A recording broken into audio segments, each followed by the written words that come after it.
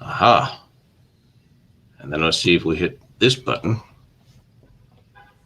Well, I don't have that button. All right, so now we see each other.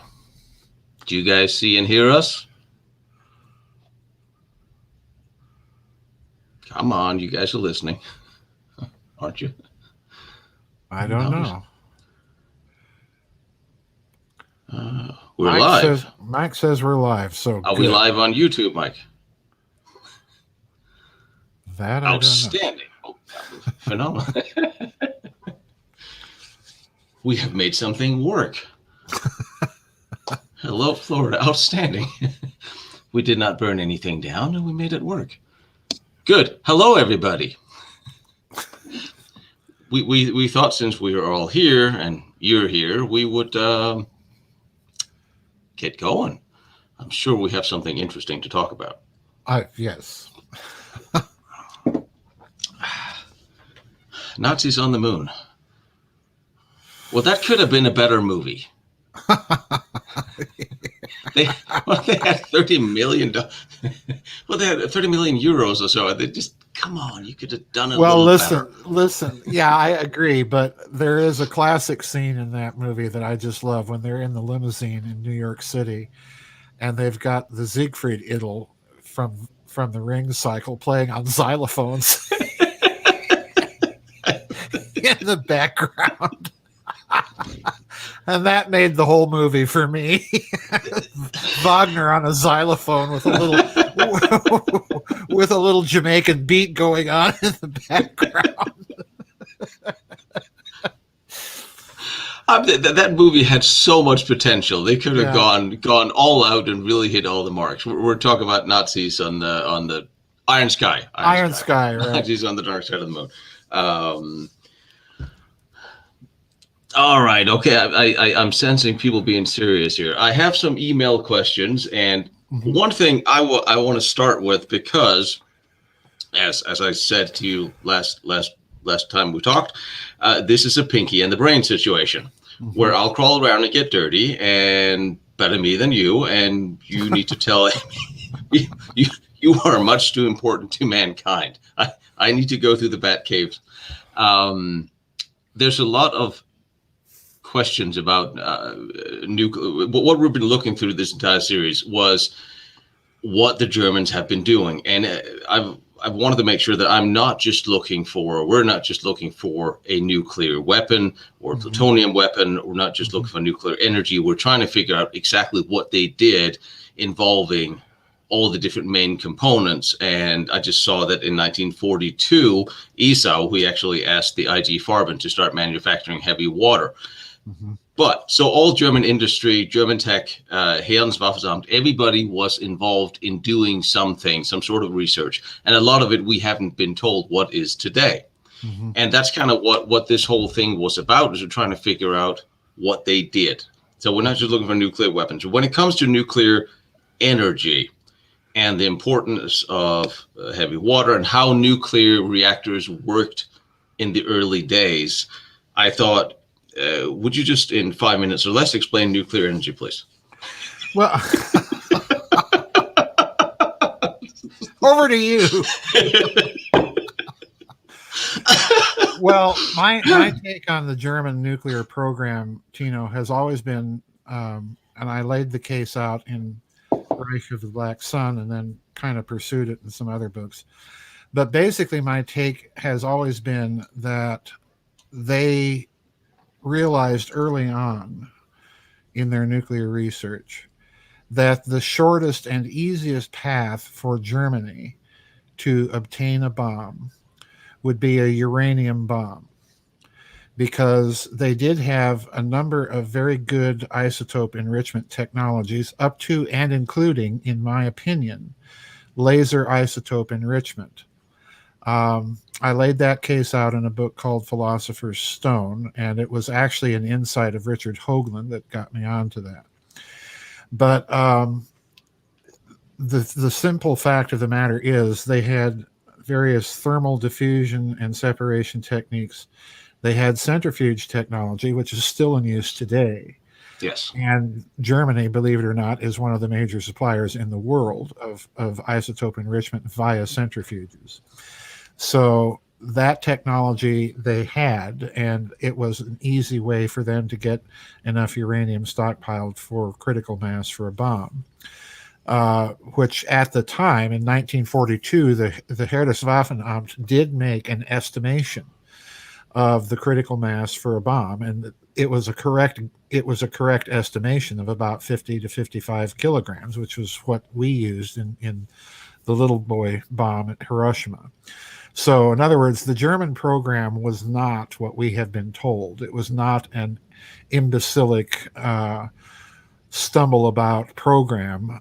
But I should caution people that I believe that there were at least three different efforts, and they were all highly compartmentalized.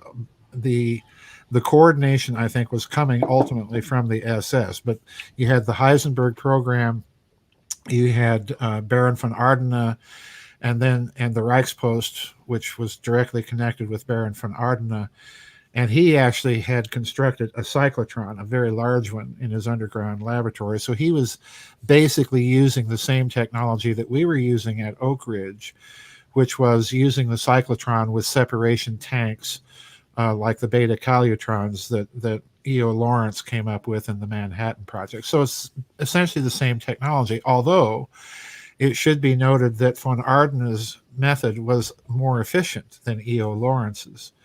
So they had the technology, and they were, if you read Reich of the Black Sun, you'll discover that they were enriching uranium at an unbelievably gigantic rate. There were tons of uranium that they had stockpiled, right? Tons of uranium that they had stockpiled, and so on. So I think that their first quest was for the uranium bomb. Now, they were also aware of the possibility of manufacturing plutonium, and this again comes out in that 1942 Heereswaffenamt study. And the problem with plutonium, and this is where your research and pictures are hugely important, because I was looking at the fourth episode that you just posted just this last week, and I said, well, that's it, because they understood that plutonium could only be confected in a nuclear reactor through transmutation. The problem that the Germans had, according to the Allied legend, was their attempts to use graphite moderation in a reactor, according to the Allied legend, were failures. And they were never successful in making graphite to the needed purity to do this. However, the problem here is fascist Italy. Because the Italians, the patent that Fermi used at the University of Chicago to construct his atomic pile was in fact a patent of the University of Milan. So in other words, Fermi just basically took the patent that he was familiar with from the University of Milan and built it. And not only that, Italy had two heavy water plants that actually used half the electricity of the Norwegian plant. Right. So I think there's an Italian part of this story that's very little known, but everything I have looked at suggests to me that they may have been successful in constructing the graphite for a German reactor, because, as some of your pictures point out in that fourth episode of your recordings, the pictures that you point out look everything like that graphite pile that Fermi built at the University of Chicago. And, the University of Milan had that patent. So it's not as if the Italians weren't aware of how to do it, and it's not as if the Germans wouldn't have been aware either. And the reason why is if you go back to the earliest signing of the Rome-Berlin Axis Pact, one of the things that the Germans and Italians set up as a part of that pact was mutual patent swap and trying to coordinate their patent laws. So I suspect that the Germans knew full well about the University of Milan patent and had probably constructed a graphite pile, which your pictures show very clearly. So in other words, the German atom bomb project, in my opinion, was not the failure we've been told. In fact, I believe it was successful. I believe that they were successful in detonating at some point during the tail end of the war at least one, if not two, atomic bombs. Now, here's the problem. The Germans, if you look at their research that I've outlined in my books, Tino, the Germans, I think, were also very aware of the possibilities of boosted fission. In other words, taking a little deuterium or tritium and salting the Yes. critical mass so that they get an extra kick of neutrons and an extra boost in the yield for a smaller amount of critical mass. Yes. So were they successful with a plutonium bomb? I don't know. But from the pictures that you've shown, it certainly looks to me like they were at least trying to synthesize that substance as well. So that's the bottom line on their nuclear research. And I actually remember your lecture on German miniaturization. Yes. That they managed to make everything a lot smaller. So, oh yeah, hugely. And that was my biggest surprise when, like I said, I know this is a surprise to some. I'm not a nuclear scientist. Whenever I get those questions from you, I sit in the shower and cry a little bit before I do 8 hours of research to answer them. But when I'm looking at the Chicago pile and I'm looking at how little Deep Nose working with at the Gotov reactor, I was surprised because we think nuclear, we're thinking billions of dollars. We're thinking about hundreds of thousands of people working in the Manhattan Project. One of the reasons the Manhattan Project was so big was because they were trying every different way of doing everything to to have them covered. Right. Where if you know what you're doing, you don't need that much. Right. And the reactor in Chicago set up in a school university, surrounded by wood. It was not a big, expensive. Deep Nose was originally what the University of Kaiser Wilhelm Institute. Kaiser Wilhelm Institute. Not overly expensive either. And when you're looking at the funding marks from 44, none of them exceed 65,000 Reichsmarks. So none of these big projects were funded. Of course, we don't have a funding budget for the SS research. Right. And we don't have one from the IG Farben or the AAG or the other German industries. And I think we need to realize that one thing that, like, if we go all the way back to how Hitler got to power, he was funded by German industry and big banks. Right. And obviously they must have seen some sort of benefit of having this regime in power, which means that would be reciprocal later on, where they were.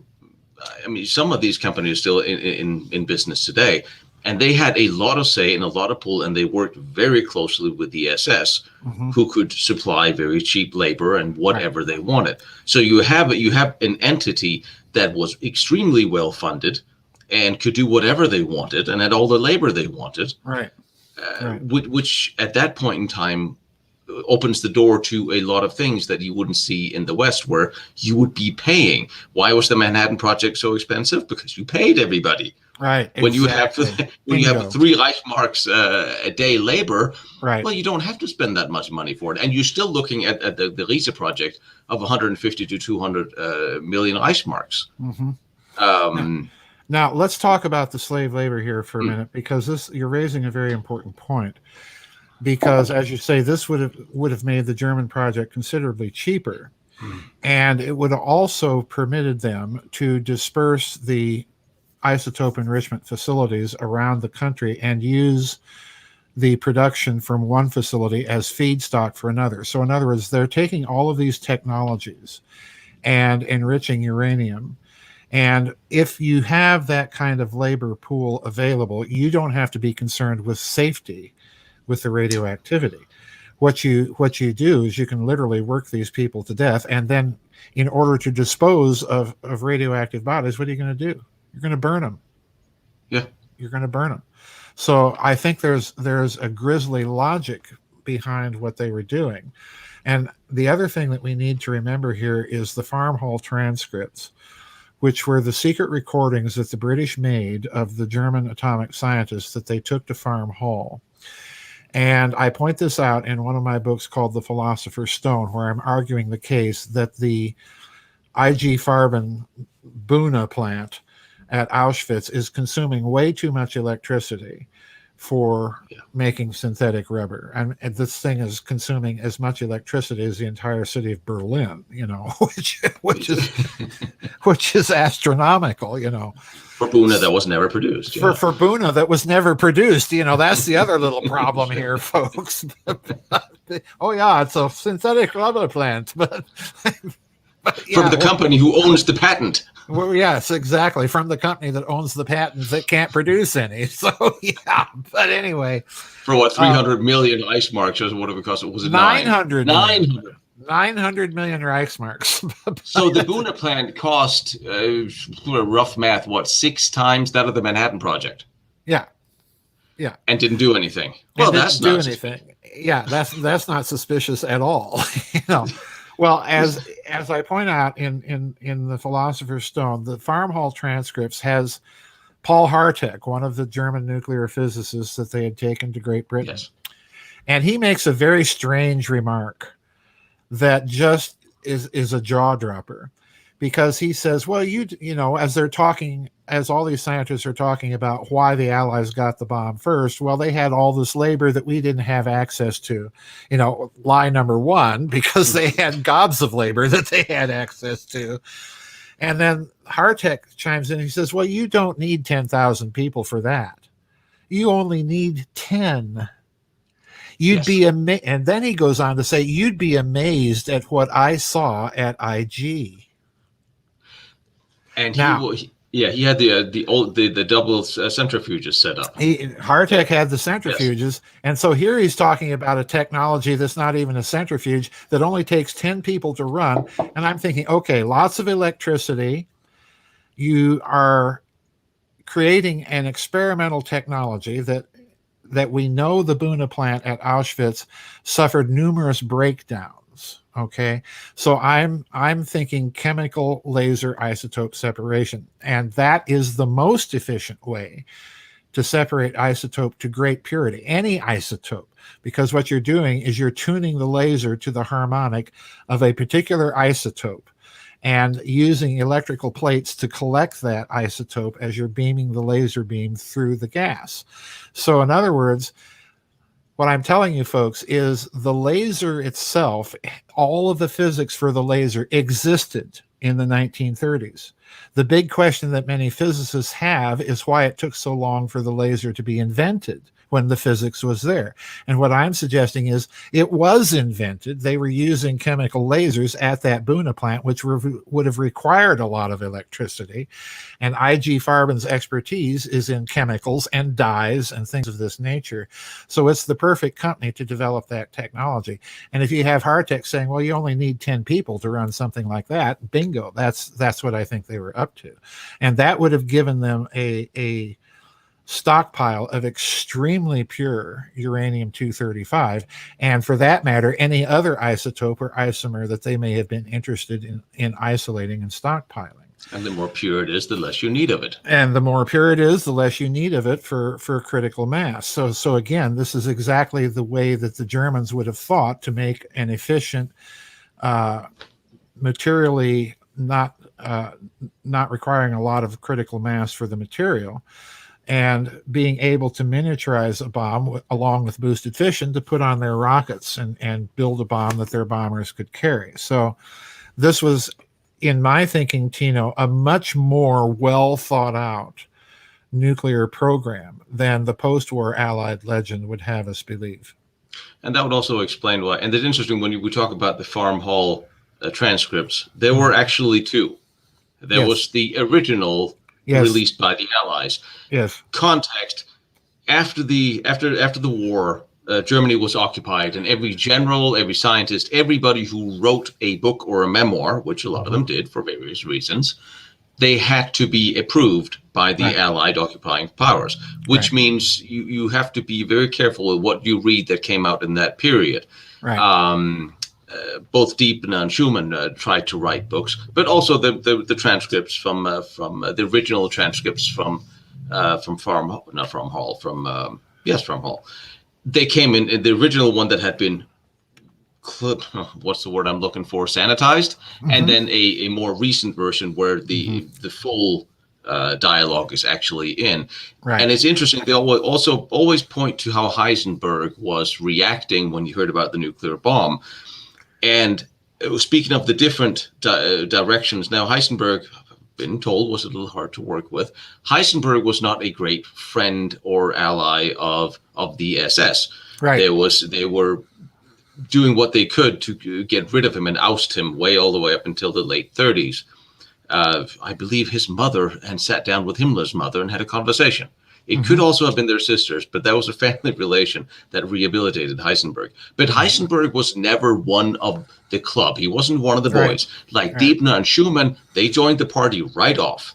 Right. And they were working on weapons research at Gotha from the start. So if Himmler and the SS were going to start putting money and trust in somebody, it would have been them, even though they worked for the army, and not Heisenberg, which means that there would have been research going on that Heisenberg was not privy to. Right. In fact, I argue basically the same case in my various books about all this, because my suspicion is that Heisenberg was used as kind of a front. Yes. By the Nazis, because they knew that the Allies were probably going to try and target their nuclear scientists, and Heisenberg would have been, target number one. And as a matter of fact, we learned after the war, of course, that this was being discussed to try and off these nuclear scientists. So I think they deliberately kept Heisenberg in his own kind of garage nuclear project, for want of a better expression. Leave him tinkering around and make it look like he's the one that's the project.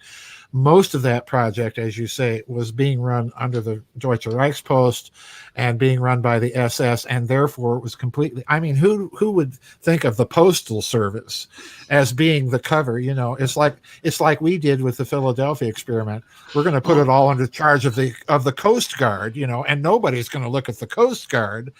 So did you saw my video from Sussen of the huge Zeppelin bunker and underground? That was the Postal Service, and I don't think we have any contemporary versions of a Postal Service, except was it 20 years ago when all the Postal Service members were like shooting up everything, of an armed entity as the Postal Service. But the Postal Service in Germany at the time, they had an enormous amount of funding, and they were incredibly important because they were the ones handling all the communication, also the wartime communication. Right. And yes, they had lots and lots of money to spend on a nuclear project. And they had something else that would have been absolutely crucial for a nuclear project.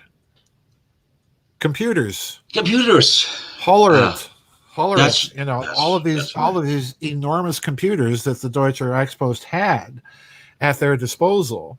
And, Wilhelm Ohnesorge, which is an ironic name for someone heading up a nuclear program, but it means literally without sorrow,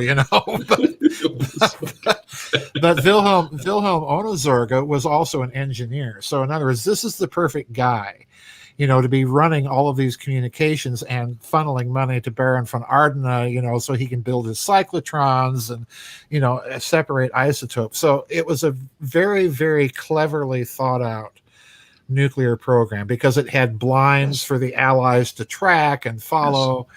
And then it had the real stuff, which was being run in places that, no one would have ever dreamed was trying to construct a bomb. And Heisenberg was a known entity. He won the Nobel Prize. Everybody was looking at him. They figured, well, if the Germans are going to do this, you're going to have Heisenberg do it. Right. Where in reality, you had all these let's go with unknown scientists that were from the same universities, that lectured at the same schools, that were recruited under the boards, as so to speak, that no one have ever heard of, that was working on these things, such as the Kammlerstop, where he could literally go and pick the best, including the best from the camps. Right. And honestly, having forced laborers or concentration camp laborers work on your most secret projects may display a lesson enthusiasm.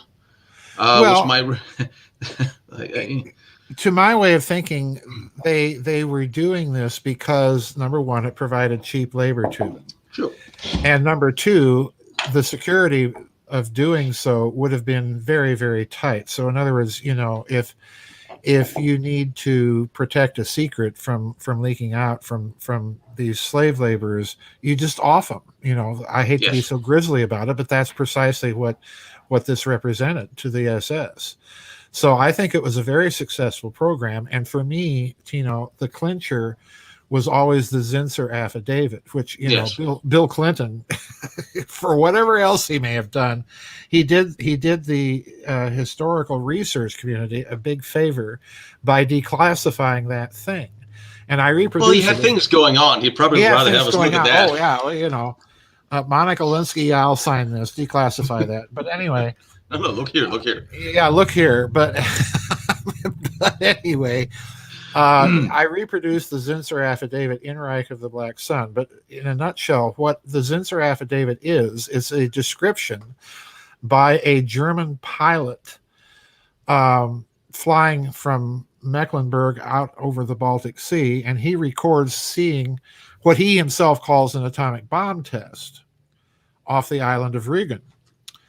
And to me, it's very interesting because the description that he gives in that affidavit was not public knowledge at the time. He describes mushroom clouds with continuing combustion in the cloud, which is a signature of a nuclear explosion rather than a conventional explosion. He describes the malfunctioning of his electrical equipment, which would be the result of an electromagnetic pulse from a nuclear weapon. So in other words, he's describing all the necessary signatures of a nuclear detonation and maintaining that he saw this in 1944. So, Yes. Again, I think it's very, very clear that the Germans were up to something and that they had successfully got the bomb. There was someone in the chat room I just saw that Yeah. said, well, why didn't they use it? Well, this is where the story gets That's where I even was more going. interesting because there are consistent problems with the Allied narrative. In 1943, the Japanese, and I put this in my book, the Japanese military attaché in Stockholm cabled Tokyo and it was a 6-part cable to Tokyo. And again, I reproduced this in that book. And he says that he has heard rumors that the Germans were using some sort of Gensai Bakudan, which is Japanese for atom bomb, on the Russian front in 1943. And he specifically mentions the Battle of Kursk. Now, it's odd because if you look at the figures, the kill ratios of the German Wehrmacht on the Eastern Front during World War II, they're way out of kilter of any sort of conventional operations. It's astonishing the kill ratio that the Wehrmacht maintained right up to the end of the war. And I suspect that they were using some of these experimental weapons on the Eastern Front. Now, whether they were using A-bombs, I don't know. But we do know from Otto Skorzeny that they were using primitive types of fuel air bombs on the Eastern Front. So, And I did a whole episode on how they have worked that into a Nebelwerfer system. Yeah, and they were using them Yeah. using them in the Nebelwerfer batteries, which are the rocket artillery, is what that is, folks.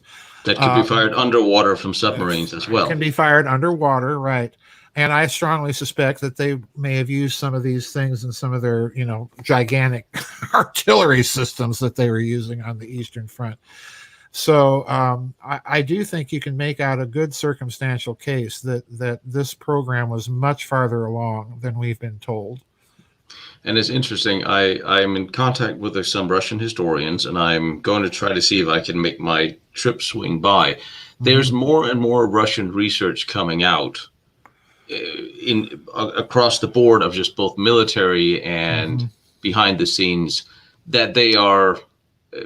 No one in Russia seemed to have a problem with it. They're talking, they're letting people go crazy, and at this point, and a lot of what I am hearing that I haven't seen it yet, but what I'm hearing is a lot of what we have been told on how the battles went are not at all how things really went.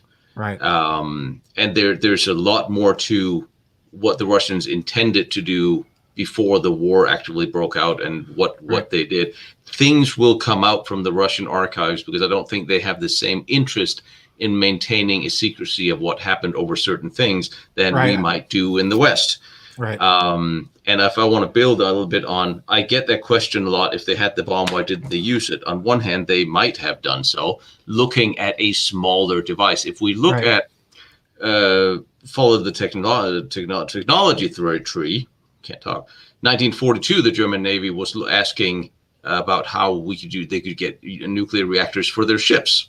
Right. They were looking at that not long after the war. We here in America was working on a nuclear powered plane. So we're looking at very small, compact nuclear reactors, and we're looking at nuclear artillery shells, very small weaponry, and we're looking at plutonium with the same radiation, same yield, like they're looking at they tested down in by the Estria, by the Jonstal and Ordorf, and you're looking at the tests in March of 45, where you have a number of witnesses that was something really strange was going on down at Jonstal, down at Ordorf. Oh, yes. And I've got, like I said, I'm from 47. That was American soldiers that wrote about huge underground structures. And they wrote this in 47. They were Americans. They were not under the same scrutiny as German soldiers would have been. And you have witnesses to these tests. And we always talk about Claire Wagner. And we always have these names of these people or this witness. Well, Claire Wagner was a real person, and she's really. And I have video of interviews with her, which helps because we keep hearing. Well, he said. This person said, and this person said. Well, here's a real physical being who actually did an interview in the 70s and 80s with German television that I have found, talking about what she saw, and several other witnesses saw these large flashes. Mm-hmm. So.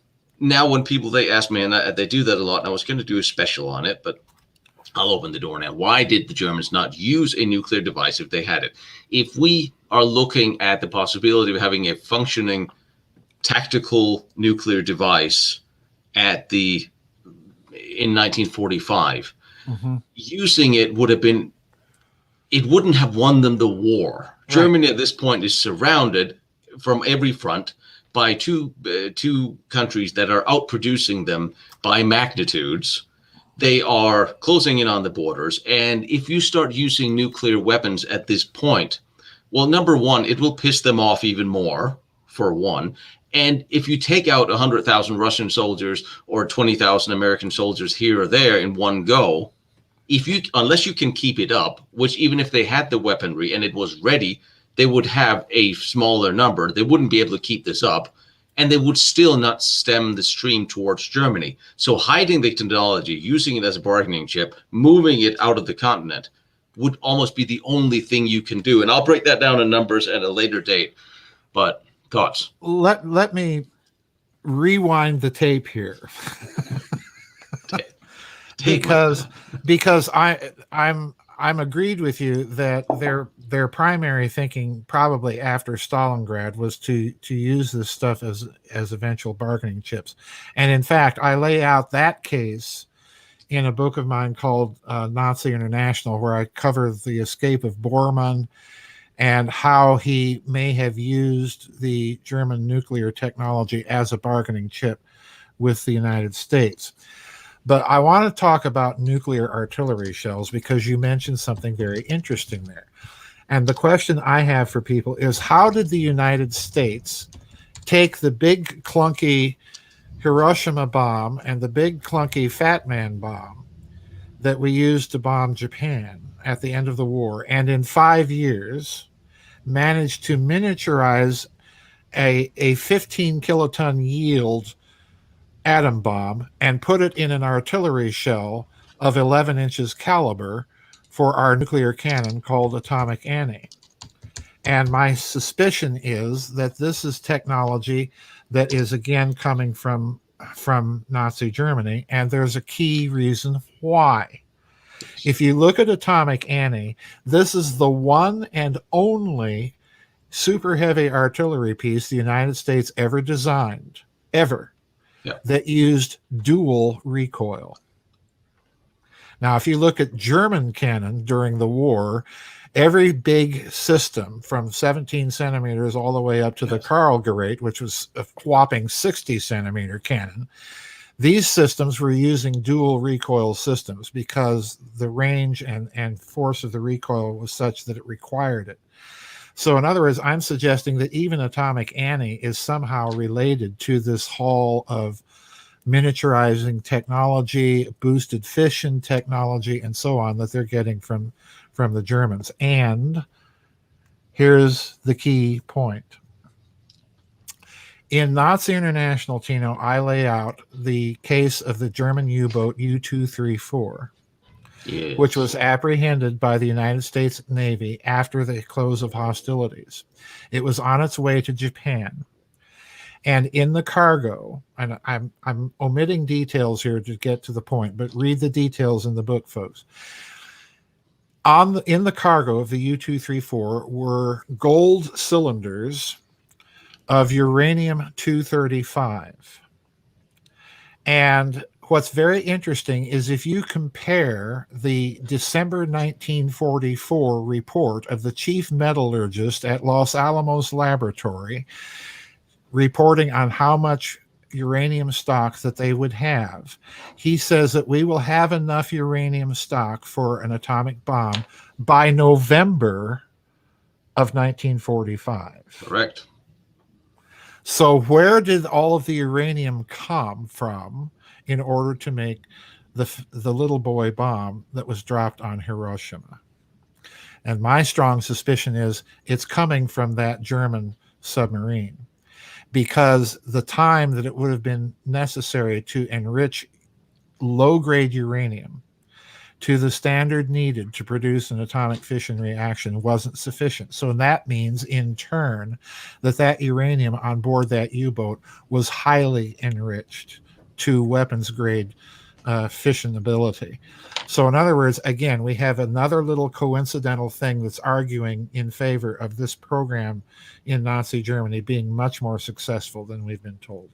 Yes, and we hear another one of the rumors after was that the German they didn't have enough uranium, and Lord knows there was no shortage of uranium uranium in the mountains, like down in the Riese where I kept crawling around. There are uranium mines that I will crawl down and actually have an invitation for it. Don't know why. And where were those uranium mines conveniently located? Well, let me see. In the Sudetenland. Yeah. So here's the other thing I think was happening, Tino, at the Munich conference. I actually think that the Germans sat on the public announcement that they had achieved nuclear fission until after they acquired the Sudetenland. And then they let Otto Hahn say, oh, by the way, folks, after they get the uranium mines, oh, by the way. Not to mention all the uranium that magically came to Germany when they invaded Holland. Yeah. And they had there were several entities that were enriching uranium in Germany, none of which I remember the name of right now. But they were. So enriching, so you're not... Degussa. Oh, yes, that's the one. That's the one. Wasn't IG Farben involved in one of those companies as well? Never mind. Mm-hmm. So having something to bargain with, where did all that uranium go, and where did all that enriched uranium go? Because they may have been short on paraffin heavy water, but they weren't really short on uranium when it came to it. No. But another reason, and I completely agree with you, that Heisenberg was the front office shade. This is what we want you to see. It was on the letterhead, for God's sakes. Mm-hmm. But the SS program, who worked with all these businesses, they would have the first dib, first bid, first access to anything they needed, which would also be a good reason why the Heisenbergs couldn't get what he wanted, because, well, you come second. And then you had Diebner, who also wanted what he wanted, but he worked for the army. Still, the SS could have done whatever they wanted. Which brings me to one of the questions from one of our great viewers here that I've wondered, what happened to all the cubes of Heisenberg's reactor in Heigelok?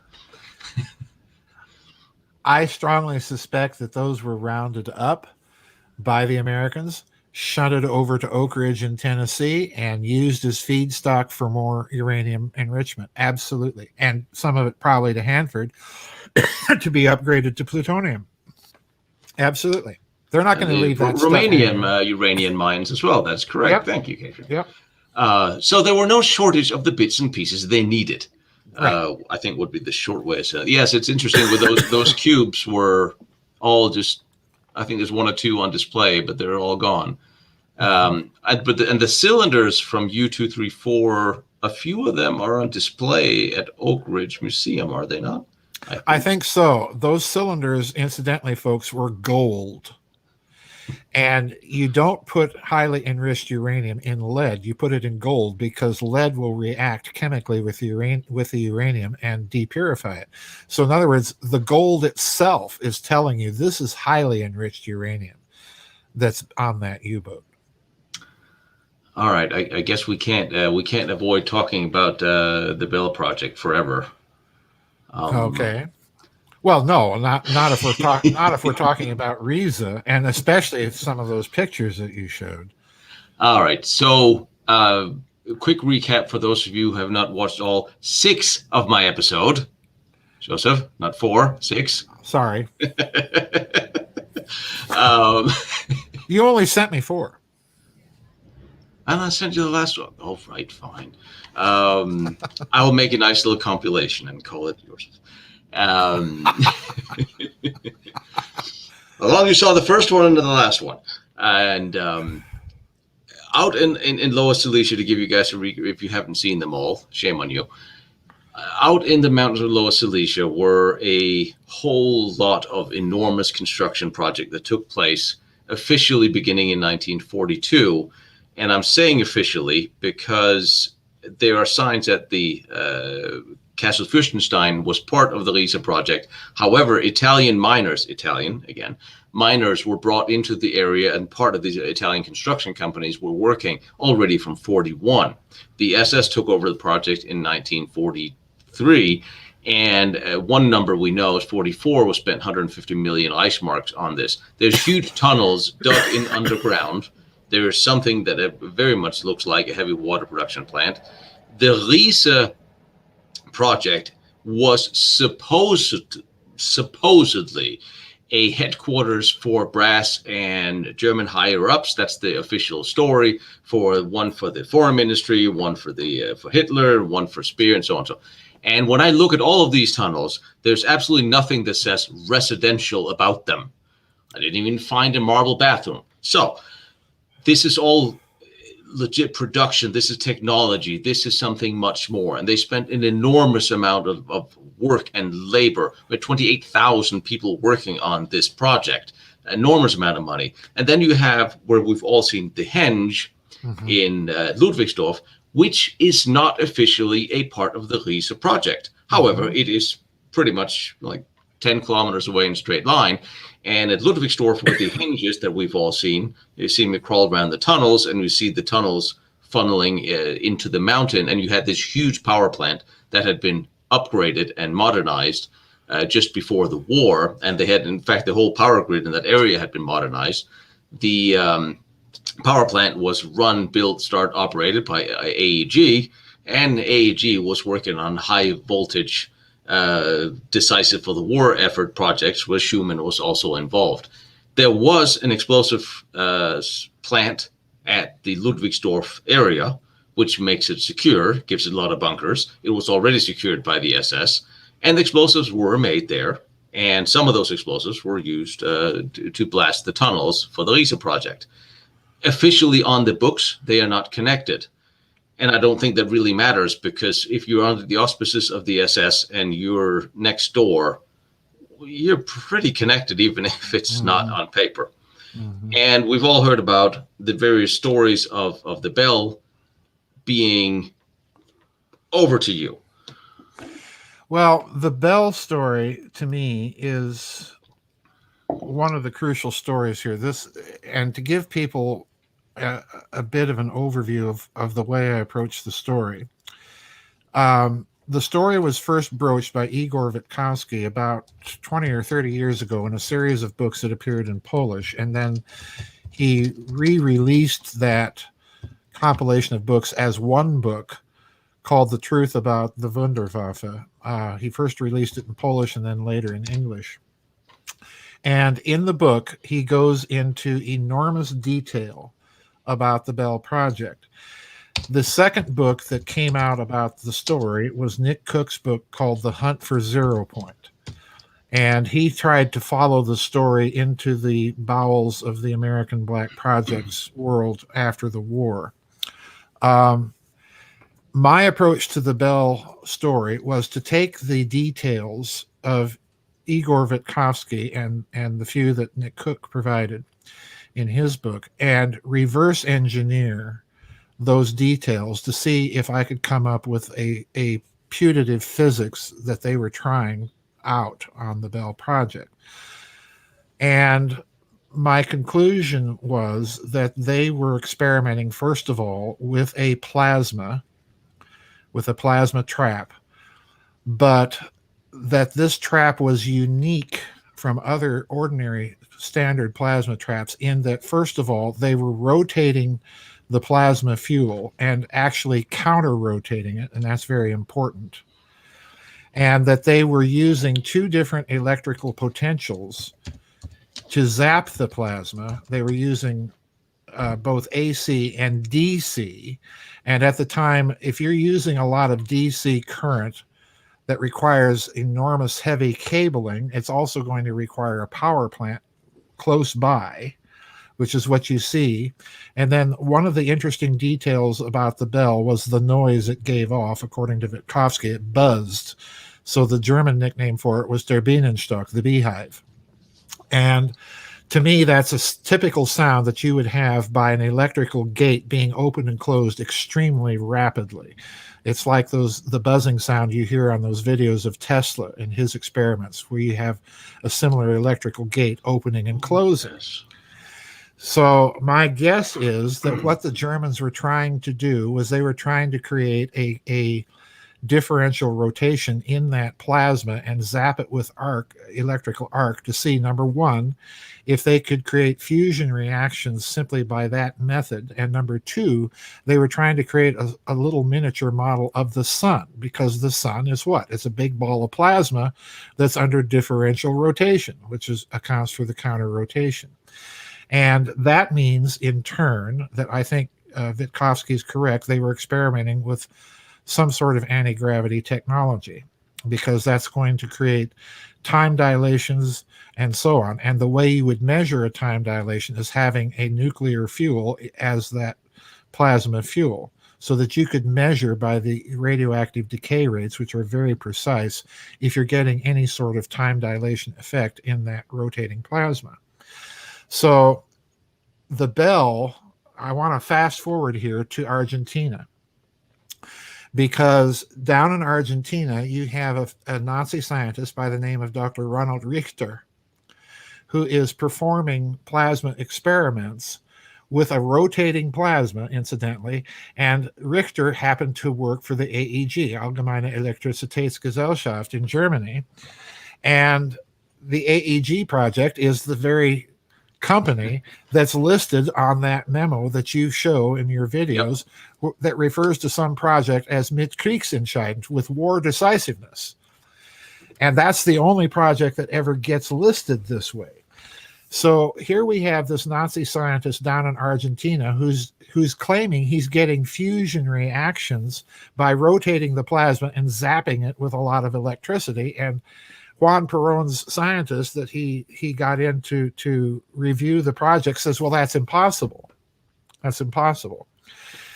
So if you look at what's going on in Argentina, my point here is that they are continuing the research that they started with the Bell in Argentina.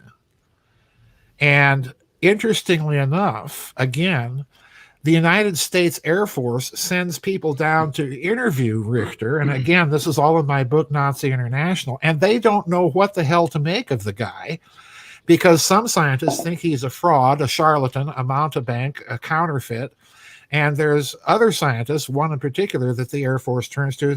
This guy says, no, Richter is absolutely legit. He's just thinking a couple of decades ahead of us. You know? So yeah, the Bell is a part of this. And what fascinated me, Tino, is when you and I did that previous interview, And you're showing all of these pictures of these tunnels around this whole complex associated with Dereza. I'm looking at these slots and thinking, oh, there we have some heavy duty electrical cabling going on, and it's all over the place. Yeah. So I'm thinking, like you are, that whatever the bell is, it's part of something much bigger. And I would, like I said before to you privately, I'd dearly like to know the shape of those tunnels and where they're going with all of this electrical cabling. What are they doing? And before you all ask, yes, I will map out exactly where the tunnels were, and I'm talking to a local university about doing the LiDAR and ground scans of that whole area. So not to worry. Remember, I have suspicions, as I've shared with you. I mean, just if we were just looking at the basic story of that area, and this will make more sense to you if you have seen the episodes where I try to walk through everything and show you. But if you have an enormous power plant, and it was a state-of-the-art AAG power plant, and you have these tunnels with the shelves, and you need the shelves to hold these heavy electrical cabling. This is not like modern wrapped in rubber. They're a little bit different back then. And you see these tunnels go straight into the mountain. And when I saw that building bothered the living daylights out of me, because I walked through it. And when there's like the first episode from there, I'm walking through it and you're like, well, where's everything going? Something is wrong with this building.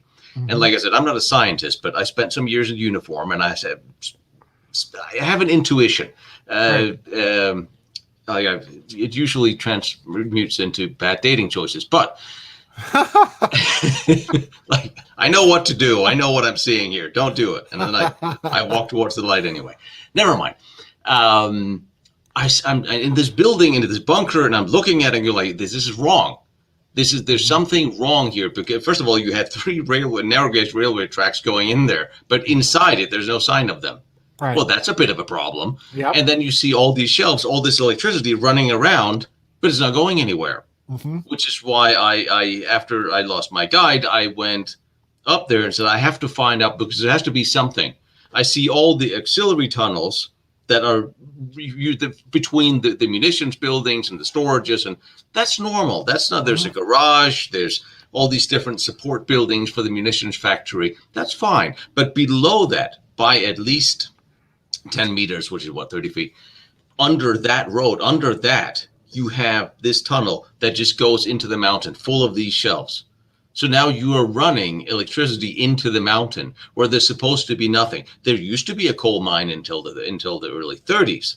But if you mine coal, and I'm not a coal miner, I don't know for a fact, but I'm pretty damn sure you don't need to run that much electricity into a mine. I mean, how many pneumatic drills can you possibly operate? So I don't think these are old mining tunnels. I do believe that the Germans in that area used the abandoned mine shafts, the old mining tunnels, and I found a map over all of these. And that also fits in with the 2 of the sources that Igor cites in this book was Jakob Spornberg's testimony of having retrieved technology in lieu of the advancing Russians, and then the SS Sturmbannführer Schuster, who described the bell further. And these papers are in the Polish archives, and possibly also in the Russian archives. So we'll see how we go. But they're the ones that describe this technology. And it was stated that this was set up inside an abandoned mine tunnel where they had built the lab for the bell, where they hosed down the walls and had rubber mats that was burnt after every time it used. It would plants and everything decay near this thing. Now, and I will be the first one to say, I don't think the bell was ever going to fly anywhere. I think it was a part of a bigger picture. It was set to do something inside a bigger piece of technology. Just because if it was said that it was, and even if Spornberg or Schuster was not scientists, they can still tell if something is ceramic or not. And there's not a whole lot of ceramic things that's flying around. I would like to see what the nuclear reactor in the post-war U.S. airplanes looked like. But you're also looking at Ardennes, who's explaining to the 2 Russian scientists after the war how he set up cyclotrons and other in this area. at least 2, according to him. And that's one of the things that I think we need to. There's always people who want to discredit what has been found post-war, but it's really damn hard to discredit somebody like Baron von Aden because of his post-war and pre-war record. Yes. He is not a nobody. He is somebody that continued to work on the Russian nuclear bomb project after the war. He was awarded the Order of Lenin. He's the one that was responsible for the television cameras for the Olympics. Von Ardena actually won the Stalin Prize for Stalin his work Prize. on the Soviet bomb. But I want to go back to the bell here, because I do think it was capable of levitation. However, it was not capable of controlled flight. True. All the story says it would need to be part of something that would. Right. And the other reason why I don't think it was capable of any sort of maneuverability was it still had to have enormous amounts of electricity. In other words, it would still have cables connecting to it, even if it did levitate. If it didn't, then it's still part of something else. Yeah. So I think absolutely you're correct there. Now, I want to go off on a little jaunt down the end of the twig. Yes. Right off the end of the twig, and say what I think it was. Okay? If you look at the Bell story, part of the details that Witkowski unearthed was that it required the use as the fuel, apparently, of a heavy cherry red gooey liquid that was codenamed Serum 525. Okay. So I'm thinking you've got an oxide of some sort in this goo. Secondly, you have Walter Gerlach heading up all of this. Now, Walter Gerlach is one of the scientists that the British hauled to Farm Hall. And he is the only scientist among all of the nuclear scientists who's not a nuclear physicist. In fact, his specialty is, guess what, folks? Gravity. Okay? So Gerlach, to me, is a key crucial figure here. Why do you put this kind of scientist in charge of all of this nuclear research? So going back to the Bell, you've got the counter rotation of this Serum 525 as the plasma-inducing fuel, and they're zapping it with gobs of electricity. So I'm thinking, first of all, what produces the red color? Well, it's an oxide of some sort. What's an ideal source for plasma? Well, mercury, number one, and that will be a red kind of gooey liquid sort of substance. But there's something else involved. And here, the key, I think, is the fact that during the war, the Germans were stockpiling gobs of thorium. And thorium, incidentally, has an isomer called thorium-229 isomer. Now, an isomer, folks, is a special kind of isotope where the nucleus of the atom is in a high state of spin. And if you suddenly stop that spin or do something at the threshold of stability of that isomer, it will release gobs of gamma rays in a huge burst of gamma rays. And it will zap, therefore, lots of stuff. And thorium-229 isomer, it just happens to be an isomer that, number one, is highly stable, and number two, has a very, very low threshold of instability. Yes. So if you zap it with a lot of electricity, what's it going to do? Well, it's going to spit out gobs of gamma rays. It's going to gooify plants in the neighborhood and so on and so forth. It's going to give you a metallic taste in your fillings in your mouth and so on and so forth, all the things that are said of the Bell. So I speculate on this, but I'm speculating that this serum may have been a mercury thorium oxide using thorium-229. And how are you going to isolate thorium-229, incidentally? Well, laser isotope enrichment is a really, really good way to do that sort of stuff. So in other words, I think you can account for a very exotic high-energy physics project. And what's thorium isomer going to do? Well, if it's going to spit out a gob of gamma rays under extreme electrical stress, it might be sufficient radiation to create the necessary radiation gradient for a hydrogen bomb without the use of an atom bomb as the fuse. Now, let's fast forward to the 1990s and all of those stories about a fictitious substance called red mercury, which was supposedly developed by the Russians in their nuclear program to detonate fusion bombs without the need of an atom bomb as the fuse. So in other words, imagine a hydrogen bomb that's relatively clean in terms of its radioactive fallout. And here's the problem. Everybody said that red mercury was a fictitious story, except one very interesting American nuclear physicist by the name of Sam Cohen, who just happened to be the inventor of the neutron bomb. And he believed the story. I suspect if there's any connection between red mercury and the bell, it's in precisely this serum 525, because the descriptions of the two are astonishingly similar. And if an isomer was involved, there's your radiation source. Voila. And interestingly enough, the Alsos teams found a lot of thorium out by Gusen, by the Bergkristall tunnels. Yeah. And it's very interesting that you say clean hydrogen bomb, because that I have been not verified yet. I am going there. I'll be there in a month. And I'm meeting with the guys who's been researching the S3 out at Jonsdal. Some have suggested that is exactly what Deep No was working on a cleaner bomb.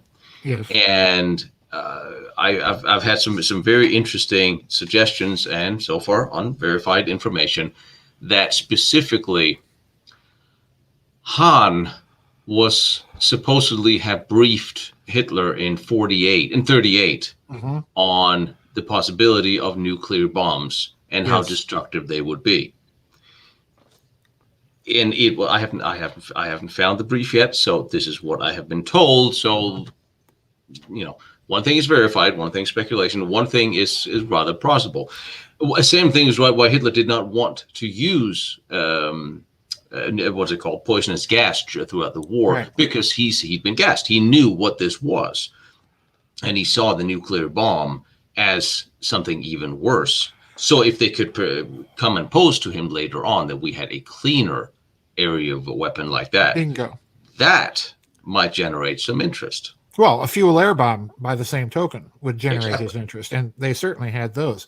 But there's one key crucial corroborative piece of circumstantial evidence that suggests that Hitler had been briefed about the possibilities of nuclear weapons.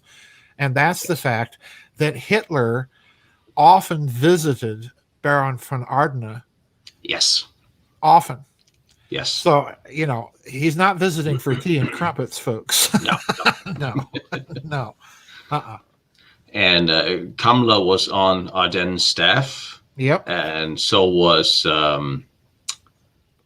what's von Braun's boss? Well, there was a very famous German nuclear physicist that was a corroborator with von Ardena by the name of Fritz Houtermans. And Fritz Houtermans was the fellow that first proposed the idea of a thorium reactor. And secondly, if you read Fritz Houtermans' descriptions of nuclear weapons at the time, what he's talking about, folks, is not an atom bomb. He's talking about the big firecracker, the hydrogen bomb. Yes. So, what they were up to, this, again, to my mind, rationalizes why the Germans were so intent upon heavy water production. Because heavy water, of course, is deuterium and tritium, and that's the major fuel in a hydrogen bomb, lithium deuteride. So again, we're back to square one. This was a much more advanced project than the post-war Allied legend would have us believe. And here's the key. Let's go back to Richter in Argentina. Because when the U.S. Air Force sends all these people secretly down to Buenos Aires to interview Dr. Richter, Richter says an absolutely astonishing thing. And it's so astonishing, it's the first time that I'm aware of that a technical phrase is used in the physics literature. And of course, this is in literature that nobody saw until the 1990s. What he said in his explanation to the U.S. Air Force was the following, and I'm paraphrasing very badly, but this is in the Nazi International. He says, we assume that a plasma producing device can couple to what we call the 0 point energy, a kind of lattice work in space-time. Now, folks, this means that they are viewing plasma, like the sun, as a transducing device under certain conditions for 0 point energy, and that there's more energy coming from that transduction than from the actual fusion itself. Follow me? Yes. Yeah. Yes. And if you can do that, if you can create a little plasma thing that mimics the sun, you're tinkering around with gravity, you're tinkering around with time, thank you, Albert Einstein, and you're tinkering around with contrabary, with anti-gravity. So this is a highly, what I'm suggesting here, folks, is that this is a highly rationalized project, top to bottom, and they've mapped out all of the implications of nuclear fission, nuclear fusion, radioactive thermal gradients to induce nuclear fusion, which is what sets off a hydrogen bomb, folks. It's all of that radioactivity from the A bomb. It's creating such a wave of radioactivity that creates the fusion. It's not the heat per se. It's the actual pressure wave of radioactivity that does it. So they have rationalized this out to the very end of all of the known science of the day. So hydrogen bombs, atom bombs, clean bombs, anti-gravity, everything.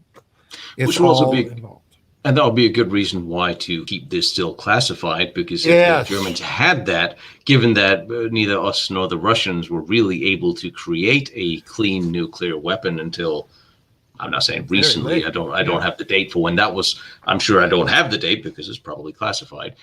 But, and speaking of that, one of the common beliefs was look for alternative sources of energy. Germany was running low on energy. So this is not just about weaponization. This is also about production of energy. Right. And I've always said, I should probably write AOC and reminder, if you want clean energy, you make nuclear energy with thorium. Yeah. Unfortunately, you can't really weaponize thorium into a bomb, but you can have a nuclear reactor that really will have a very low possibility of something going wrong. And if it does, it's not going to go that wrong, which brings us back to the post-war NASA's project of working on a nuclear rocket or nuclear jet that they did. And as soon as that was finished, they shut down the project and sent everybody home. There's one of them sitting in Vegas now. And I keep thinking, well, if you had a nuclear reactor running on thorium, well, you could really go anywhere and do anything that would suit the naval's need. You could go into space. You could go anywhere on something like that. So, and we tested one in the 50s. Where's it been ever since? And where did it come from in the 50s? And where did it come from? So one of the things I'm looking at here is, since so much of this is classified or have been disappeared, the military is always doing research that are a decade or two ahead of what you've been told in civilian life. We all know that. So I've been looking at, well, what have come out in the decades post-war, because that is kind of possibly what was going on in Germany during the war. But one thing I always wanted to ask you, of all of the science that we now have indicated the Germans are working on, is there any relation to their research and to that of what Tesla was doing? Oh, absolutely. Yeah, absolutely. Why?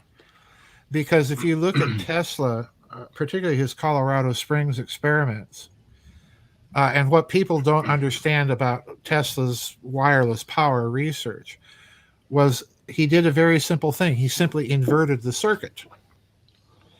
In standard telegraphy and radiography, the antenna is beaming power out and the circuit is completed by the ground. Yeah. So the return electricity is through the earth. Tesla simply flips it. The antenna is the earth and the return circuit is the atmosphere. He simply flipped it. Okay. So this is why he said you had to get a grip on the ground.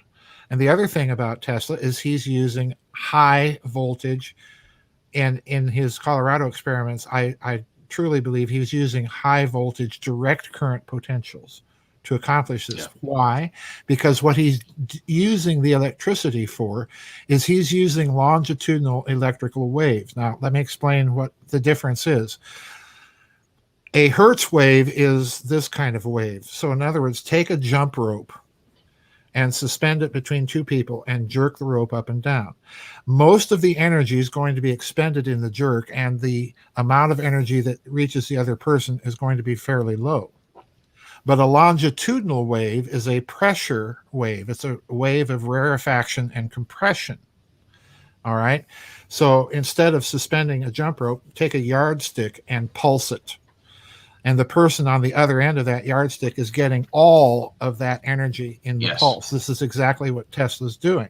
And to do that, it's much more efficient to use a direct current pulse to do that. This is why I think the Bell is dabbling in this kind of Tesla electrical compression wave, because this is exactly, again, what Richter says. He's getting fusion reactions from longitudinal pulses. And this is what standard physics at the time would not have understood about Richter. And that's why they denounced him as being a fraud and a mountebank, because they were thinking of Hertz waves. And that's just not possible with a Hertz wave. It's possible with a longitudinal wave. So again, I'm thinking that Tesla has a huge part of this story. And lo and behold, when the Germans invade Yugoslavia in May of 1941 and capture Belgrade, where's one of the first places they decide to go and loot? Tesla's papers. You mean the ones the FBI didn't get? The ones the FBI didn't get that Tesla put in the donated to Yugoslavia. Yeah, and who knows what the FBI did get, because interestingly enough, there's a fellow by the name of John Trump. Never heard the name. Never heard the name. Who was a scientist at MIT that worked for the FBI going over Tesla's papers. And guess who his nephew was? Or is, I should say. Is there anyone in power anywhere who was not related to anyone else? Well, listen, you have yet to read my McCarthy books. Wait till you read those. They're on the way. They're on Good. The way. I'm expecting a phone call from you when you get done. Not because you're going to do that. This is going to be because, holy cow. Well, did anybody that we know of when Tesla died continue his research, at least publicly? We all I think several people continued his research either practically or theoretically. Tom Bearden, Lieutenant Colonel Tom Bearden, I think did a lot of the theoretical mapping for what Tesla was doing. An engineer by the name of Eric Dollard, who you can go research online, has come to similar conclusions via a practical route that Bearden elaborated simply mathematically. And then you have there's an inventor out in Utah that did similar things as Tesla with longitudinal electricity and so on and so forth. So I think, yes, it's definitely possible. And you have indicators that somebody inside of Italy and somebody inside of Germany prior to the war were doing Tesla-like experiments. Let me give you a story. In 1936, Mrs. Mussolini informed her husband that she was going on a drive the next day. And her husband says, well, why don't you take this route and at such and such a time, just watch. And so she's out for the drive the next day. She takes the route that her husband advises her to take. And all of a sudden, the car goes completely dead. After half an hour, they can start the car. So I think Guglielmo Marconi, that name should be familiar to you, as being the head of fascist Italy's UFO research project. Yeah, but yeah, and you had similar stories of French and Allied airplanes. Between the wars, there was a case of a French airplane that flew over southern Bavaria, and all of a sudden the electricity just stops. And you have stories of Allied fighters flying in certain areas during the war of over Nazi Germany, where these big towers are erected and their electricity gets zapped. So, do I think there was some Tesla work going on? You betcha. You betcha. When was I should know this. I wrote a script about it. EMP. That was not officially discovered in. When was that? I know this. I wrote about it, but I don't remember. Do you remember when EMP was? Well, the official story is the official story is that EMP was discovered during nuclear blasts. Yes. Well, I go back to the Zinser affidavit. What did he experience? Control issues with his airplane. But you're going to get the same thing. You're going to get the same result if you have an isomer that you are able to unstabilize and spit out gobs of gamma rays. You're going to get exactly the same sort of result. So, they've been after the technology to create EMPs without letting off a bomb, for quite some time. We can do it today. Yeah, we can do it today. Exactly. Oh, what does that tell you? And it's interesting when you talk about the Italian, about Mussolini experimenting with his wife. How unchivalrous on him. Well, he was a fascist after all, but and he did have a mistress at the time. So one? So one. You had to get her out of the house and lock down her car. This is how you get the wife out of this. What a bastard. That's how you did it. Honey, would just you zap her for a minute? What do you mean your car broke down? Yeah. But a lot of the technology that we are looking at the Germans experimenting with existed before the World War II.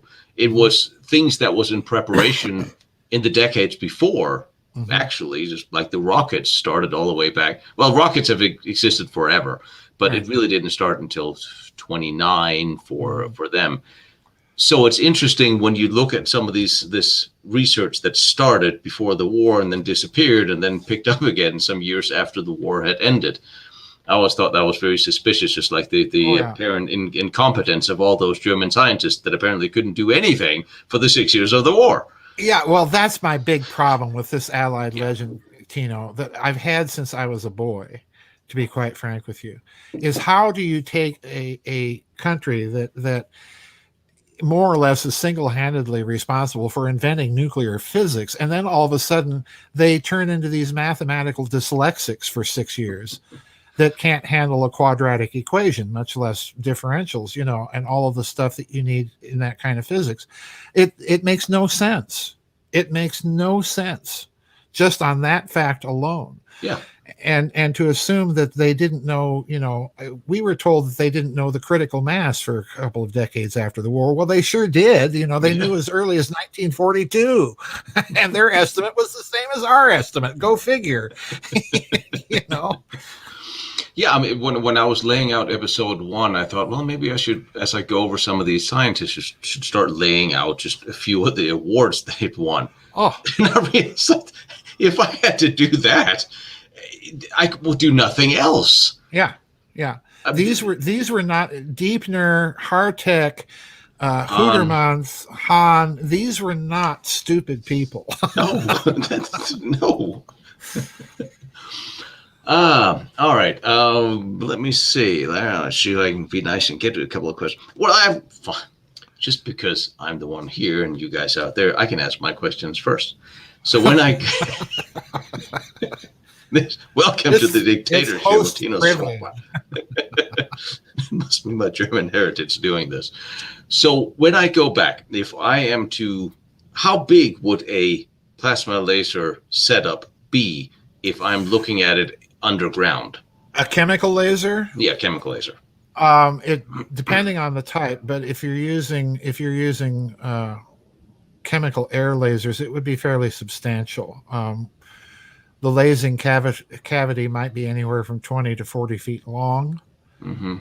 It might be, it would be a fairly wide beam. It would require a lot of power. So I'm thinking maybe at least a foot to perhaps as much as 3 or 4 feet in diameter, or if it's a square type beam. But the lasing cavity itself would be fairly substantial.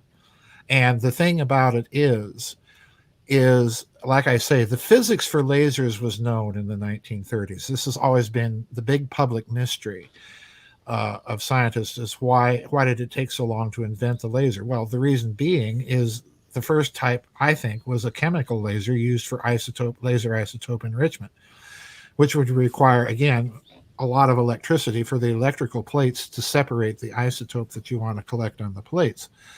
But it would have been a fairly substantial thing. But the other thing to remember is you're going to have to find the resonant frequency, the optical frequency of each particular isotope that you want to gather. That's going to be a brute force trial and error method.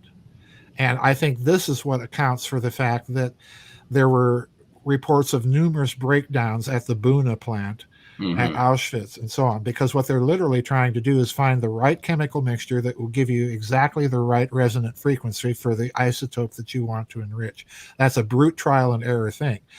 So I think my speculation here, Tino, is if you grant that they had that technology operating at IG Farben, that technology would have been reserved for the most exotic and sensitive aspects of this entire program, like separating thorium-229 isomer and so on.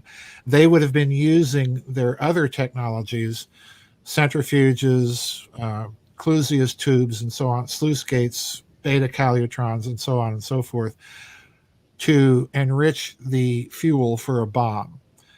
So in other words, you would not have needed that isotope separation technology with a laser, nor would you have used it unless you had perfected it to the point that you were confident that you were getting very pure fuel for a bomb. But they had the other technologies. I think they reserved that isotope laser separation for the really exotic stuff that they needed for something like the Bell, that they needed for something like possibly a clean fusion device, and so on and so forth. So when it comes to that and possible cyclotrons, the large tunnels in the Riese complex would suffice to hold something like that. Oh yeah, you're going to need a lasing cavity for a chemical laser that is as straight as an arrow, and you're going to need an absolute containment mechanism for the lasing cavity to not allow any other chemical to corrupt the lasing cavity. So in other words, look for things along the walls that would have supported a lasing cavity of that nature, or even a tunnel that may have had lining at one point on the tunnel to keep gases and so on from seeping into the tunnel. Look for doors that would close it off. Look for ports that could evacuate air and then inject air, and so on and so forth. That's not too funny. I found those, but what I think, given that if you looked at Speer's documents, he submitted to Hitler exactly what they were doing, how much they were building, and no matter how you twist and turn it, Hitler had a memory for numbers, right? And so you didn't want to really mess up the numbers because he would remember what you wrote in last week. And incidentally, Speer said the same thing is in post-war memories and interviews. 100,000 square meters of cement, and if a building is missing, that's what have not been found. And of course, that doesn't mean that's 100 square kilometers.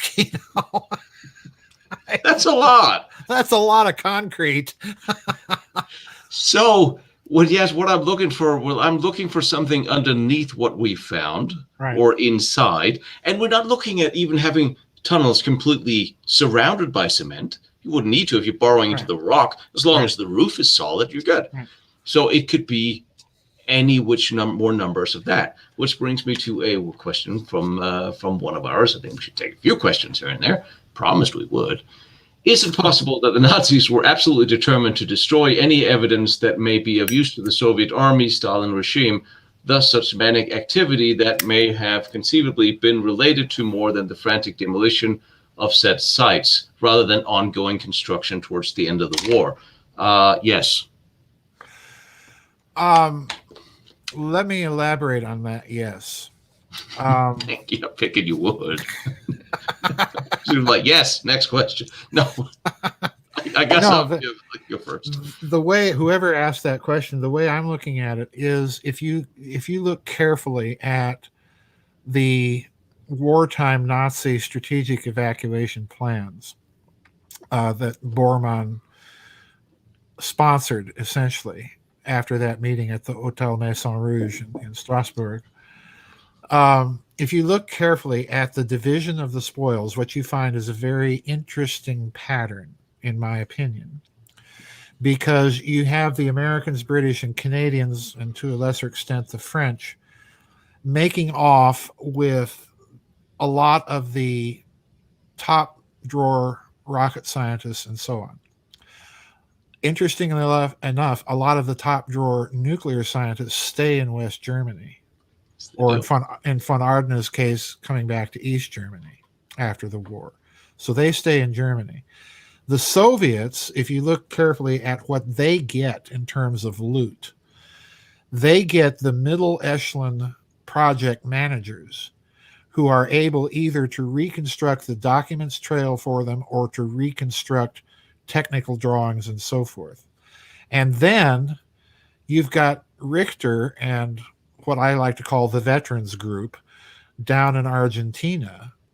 And it appears to me that the most exotic technology and thinking go to Argentina, where all of these the most exotic projects are continued ostensibly under Argentine auspices, but what I think is continued under basically a post-war Nazi international, a kind of extraterritorial state. Okay.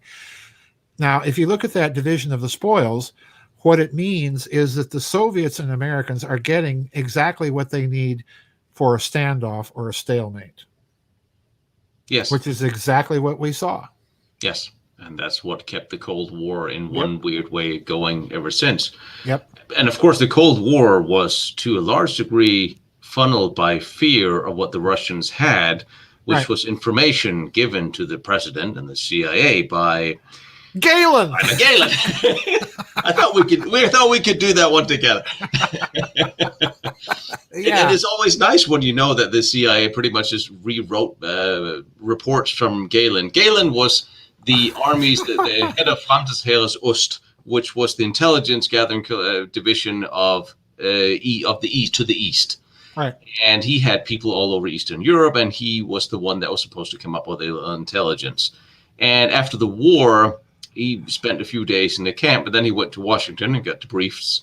And then he got sent back to Germany and became the head of West German intelligence under Adenauer. Fancy that. And worked directly with the CIA until he retired, where after the CIA held a banquet for him in Washington, by the way. And interestingly enough, Galen's mission hiring papers in his contract, call it a job contract, shall we, said that he could take West German interests over that of the U.S. and the CIA. Yeah. Which means a lot of the intelligence we thought we knew about the Cold War came through him.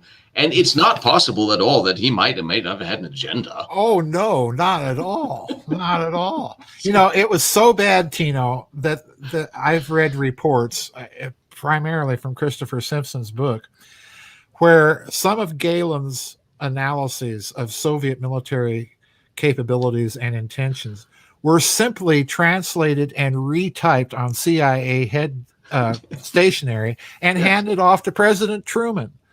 So we've got the head of Fremde Heer Ost briefing President Truman directly with no intervening commentary from the CIA. No agenda there. Not at all. No possibility for any kind of obfuscation. No. And it did turn out, if I'm not remembering. Now, I'm glad we didn't get into any kind of a shooting war with the Russians, because I did some training with those guys, and they're pretty badass. But they were not the threat we had been told they were. But of course, on both sides, which actually brings me to another question that's interesting. On both sides of the Cold War, oh, holy hell, a lot of people made money on that. Well, let's go further. Someone in your chat room, Marcus, no, let's see here.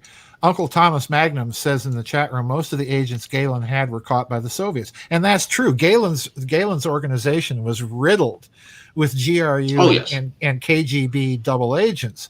But the problem I have there is Galen was such a snake in the grass that he was perfectly capable of running double agents, triple agents, quadruple, you name it. and let's assume that a lot of the disinformation is coming from the KGB. Well, Galen is not a stupid guy, and if he's looking at some of this disinformation and passing it along to President Truman, that means, yeah, I like that idea. That's exactly it. It doesn't matter what he's been told from his agents. If he's looking at an agenda that keeps the U.S. and Russia at a balance against each other, keep funneling a Cold War that every industry made money on the Cold War. Right. So it was good for business. It came to, and let's not forget that Adenauer and all his post-Nazi officials that started the EEC in '55 that turned into the EU. But let's not go there because that's Walter Hallstein, yes. Good old Walter Hallstein. Jeez. Speaking, and that actually brings me to another question Sam asked. Do you think there's an organization that maintains control of advanced technology that is outside the control of governments? If so, who might that be? Possible idea, yes. Possible ideas inside the U.S., Antarctica, breakaway civilization off planet? Well, yes, I think that there is a part of the world. Oh hell, you're the smart one. You say this. I know what. We're on the same page on that. In my view, Tino, and to whoever asked that question, there was, and in my opinion still is, a post-war Nazi international, an extraterritorial state. But that does not mean that they are in. We're looking at extraterritorial organizations. The military defense complex in this country. The Russians have their version, the French have their version, and they all talk to each other and make deals with each other. So I'm far from suggesting that this post-war Nazi international is the only player on the field that has control of exotic technologies. However, to make the case that they are players, let's look at a fellow by the name of Kurt Davis. Okay? Yes. Dr. Kurt Davis. Well, it turns out that Dr. Davis was, of course, one of these Nazi scientists. And it turns out that he worked for von Braun at Peenemünde. He worked also for the Allgemeine Elektrizitätsgesellschaft and was a friend of, actually knew Dr. Richter. Davis ends up in this country as part of von Braun's rocket team and ultimately ends up in charge of Cape Canaveral during the Apollo missions. Why? Did he have a lot of rocket experience? None whatsoever. His specialty wasn't rockets at all. It was high voltage measurement and plasma. Okay? Now, oh dear. Now, here's a little, and I'm trying to speculate wildly here and condense a lot of book writing into a few short minutes, folks. But if you look at the schedule, and we're back to Galen and that equal division of the spoils. If you look at the schedule of Soviet and American space probes that were launched to the moon prior to the Apollo landings, and yes, I'm one of those that think they really happened. And number two, I don't think they happened in quite the way we've been told. Okay. Or the amount of times. Yeah. But if you look at the schedule of Soviet and American launches, well, the Russians would send up some probes and then they'd kind of stop, and we'd send up some probes and then we'd kind of stop, and the Russians would send up some probes, back and forth. And we were taught that was a space race. Okay. But if you look at it another way, it looks like coordination. Mm-hmm. Now, who's got the boots on the ground on both sides to coordinate something like that? who's got the boots on the ground inside the Soviet Union to run Lee Harvey Oswald in there and come dragging a wife who's the daughter of a Soviet GRU colonel back to this country? Ach du lieber, ich weiß nicht. Yeah. Who has the boots on the ground to do that? Alan Dulles or Reinhard Gehlen? And I contend it's Reinhard Gehlen. Okay. Now, the moon landings themselves are interesting because I'm one of those that's in the camp that thinks there was technology used in Apollo that was quite exotic. And the key here is Werner von Braun and a little interview he gave. I remember seeing this as a boy. I even wrote von Braun when I was 13 years old. He sent a nice letter back, by the way. But he gave an interview in Time magazine, and it appeared in one of those little block things that you find in Time magazine, where von Braun let out that the echogravisphere, the neutral point of gravity between the Earth and the moon, was about 23,000 miles from the surface of the moon. And I thought, whoa, really? Maybe that's why those little early probes went a little haywire. Because what he's just told you is the moon is a lot more massive than the 1/6 gravity that we've been told. That's what he just said. Yeah. And right about 3 weeks after that, he was forced to resign from NASA, went to work for Fairchild Industries, where he met Carol Rosen. And so I thought, well, that's interesting. Because if you look, Tino, and I remember thinking, Tino, I was watching the liftoff of Apollo 17 when I was a kid. I was on the floor of the living room. My dad's sitting in his armchair behind me, grunting and groaning and, all of this stuff and smoking his pipe. And we watched the liftoff of the lunar excursion module from Apollo 17 from the moon. And if you watch this film, it just goes boop. Yep. And I turned around and I said to my dad, rockets don't do that, do they? Yep. And he grunts and said, no. A rocket accelerates geometrically per unit of time. Yes. So in other words, it starts out slow and it gathers speed. It doesn't just pop up at a uniform velocity, no less. And I think that what that is a signature of is an exotic technology that was used on the LEM to get us off the moon once we were on it. And who would have been in a position to bargain chip a little technology like that? Our friend, Dr. Kurt Davis. Now, incidentally, since we're talking about Dr. Davis and all of this weird Nazi technology stuff, Davis was the only person that was vetted by Army G2 in this country. And then his case was reopened by Army G2 when it was discovered, how, I don't exactly know, that he had denounced someone to the Gestapo in 1942.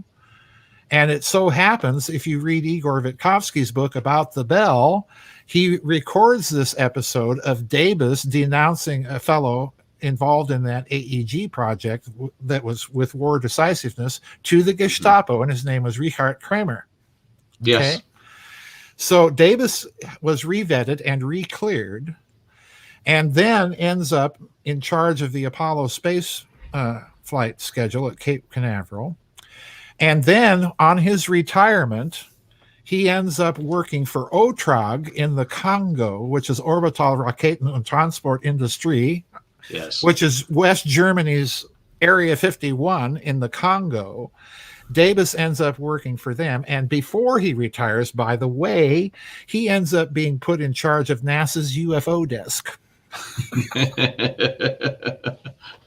Well, I seem to remember that the CIA have just been ordered to hand over all the UFO papers within the next 6 months. I'm sure they will. Oh, yeah, like they did with Kennedy. I mean, they are just things.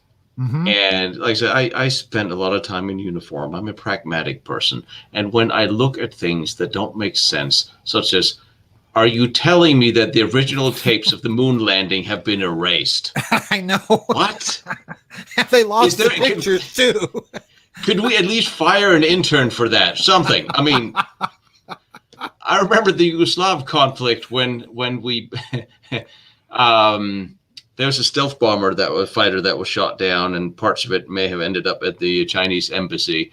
And oddly enough, I seem to remember a whole lot of rockets falling in the Chinese embassy. But it was a mistake. It was not deliberate. Somebody couldn't read the map, and we fired some intern, and intelligence got fired. I mean, it's like, can we stop with the coincidence? It just, no. Same thing. Why can't we get, and that was, Sam asked that as well, why can't we get we mapped out the moon. We mapped out this entire planet. Of course, we mapped out the moon. Why can't we see the footage? Why can't we see the real images that are taken of Mars, of the moon? Why can't they find the satellite imagery I almost fell into that one. The area reconnaissance imagery that was taken over, or the Riese, or the Jonstel, or the Bergkristall. All those things, all those photos are just, we can't find them. Mm-hmm. Or we can't see the original footage. Or we have to, with the moon landing, we have to stick a camera in front of a monitor because we can't do a direct link. I mean, stop. I know. It's like, really? We can get to the moon, but you can't transmit it? You can't transmit if you're there. Don't worry, we're bringing back the tapes. Oh, I think we recorded over those. Oh, I'm sorry. We're out there with our Hasselblads. Yeah. Doing this. I mean, where's Richard Hoagland when we need him? When we need him. No, and when you then say, well, that's just the Americans that are not talking. Well, wait a minute. What about the Chinese that have sent camera probes up there? They're not those photos. And neither are the Japanese or the Indians or anybody else that's taken a few snapshots up there. And I'm fine with being told that there's nothing there. I'm fine, but just show me the pictures. That's fine. I don't mind. The pictures that we have seen are provocative enough. I mean, yes. Come on. The Blair Cuspids, what are these obelisks doing on the moon? Yes. And why are they in such a nice pattern? And that's one thing that we all need to sort of understand that has happened before and during every war. There is always going to be a communication stream between the intelligence services of those who are fighting. Yep. And I know, well, we're us and they're them, and we don't talk. What do you think went on in Stockholm? Yes, we are always talking. Even if we are bombing each other, there's still intelligence that are talking. So you don't even need to go to Stockholm. Just go to Basel, Switzerland, and the Bank of International Settlements. I mean, for crying out loud, it was riddled with Nazis during the war, and the president is an American who's traveling all over Europe during the war on a diplomatic passport from the bank. Wasn't Dulles in Switzerland? Dulles was in Switzerland. Oh, yeah, shocking. Yeah, shocking. Trying to negotiate his own separate peace. And when you're looking at a lot of this where documents are just being withheld. Right. Yeah. Withheld, I'm sorry. Documents are just being locked up somewhere. There are two ways I'm approaching this. There are documents that have been classified, destroyed, and then there are documents that have since been mislaid. They've been mislaid. What I'm hoping to find is the documents that... Oh, wait till you read the McCarthy book, Tino. We're going to talk about Lulu later because these people, they drive me crazy with their lack of customer service. I can't call them. There are documents in the files that would be declassified if somebody asked. Mm-hmm. There are.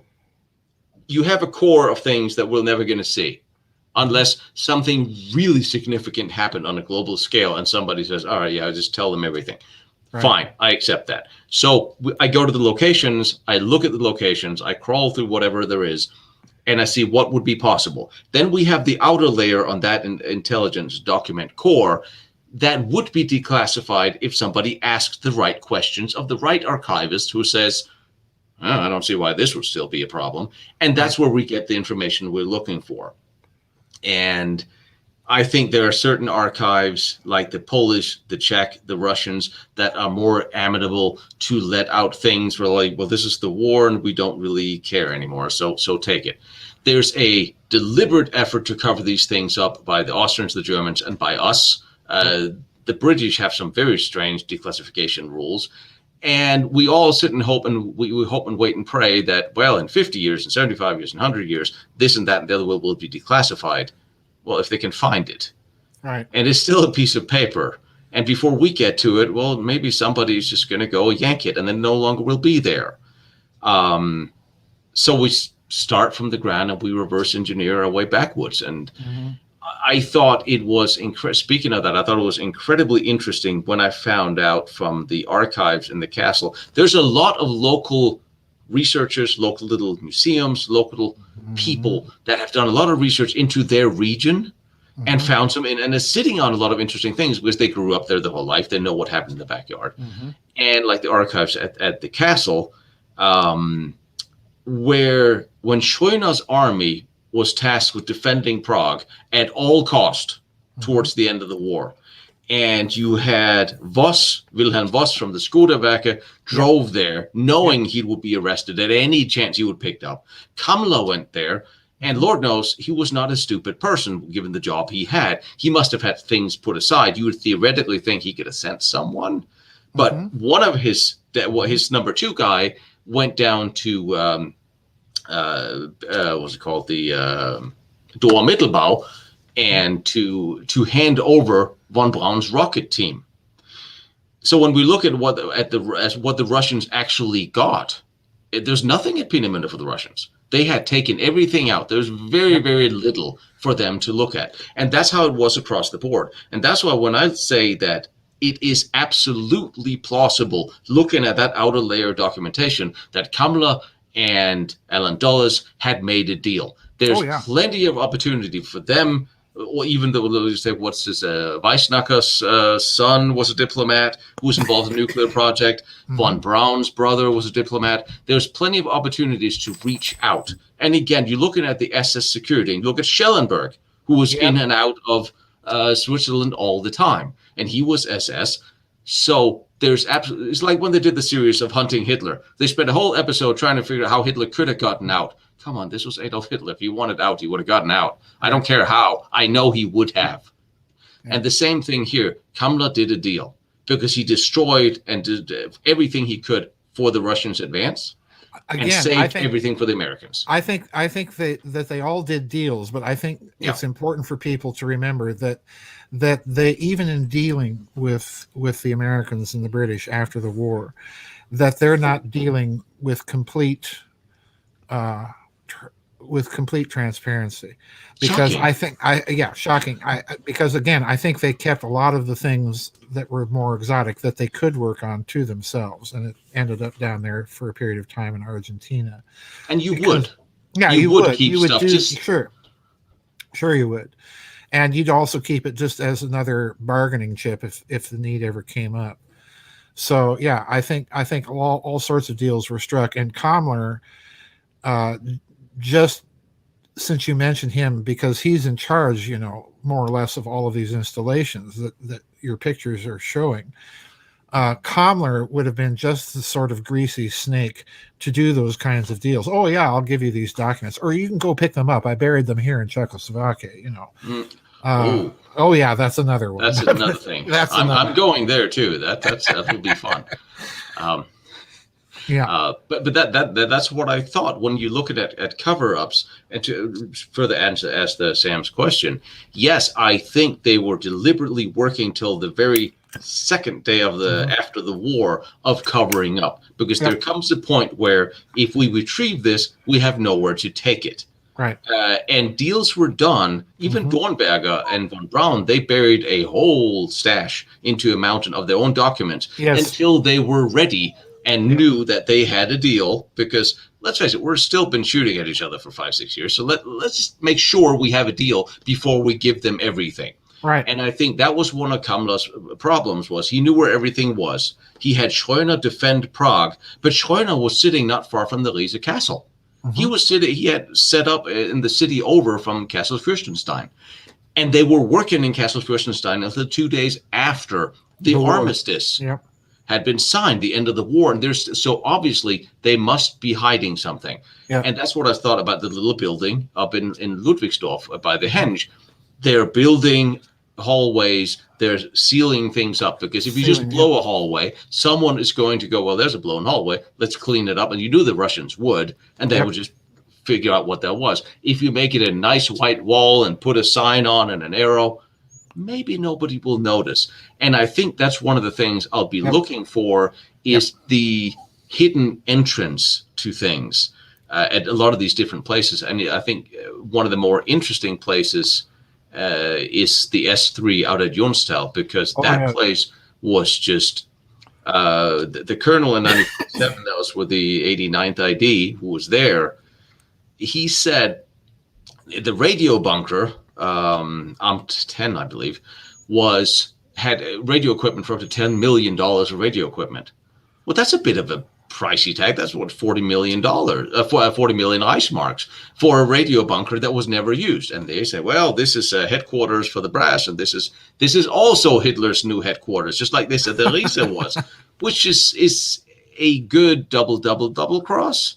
Yeah. Well, we'll call it one thing, but they were working at Jonstal with 26,000 laborers, and all you have is these little few tunnels, a few hundred meters in the mountain, and so there's nothing there. But that doesn't match up with what was claimed right after the war by the Americans were there, or the workers who brought flooring and tiling in there. Since you mentioned radio, let's return to Walter Schellenberg. Okay. Oh yes. One of the reasons that Davis was re-vetted by American Army counter-intel after his first vetting was reports that the German scientists that were basically bivouacked in El Paso but working in New Mexico, shooting rockets into Mexico, by the way. Oops. Yeah, that wasn't an oops, because they were sending up these V2s with cameras snapping pictures of all of our installations, and then the cameras could not be found when we went to look for them. It happens a lot. It happens a lot. Yeah. But one of the reasons that they did this revetting was they discovered that these German rocket scientists in El Paso were driving around with Mercedes on their Army salaries. Whoops. They had dead drops in Ciudad Juarez in Mexico, and they appeared to be having some means of communication that they couldn't figure out.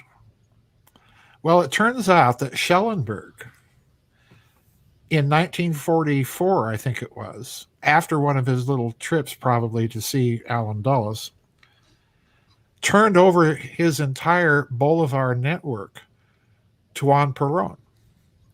Now, if you don't know what the Bolivar network was, it was a network of shortwave transmitters all over South America, Middle America, and Mexico.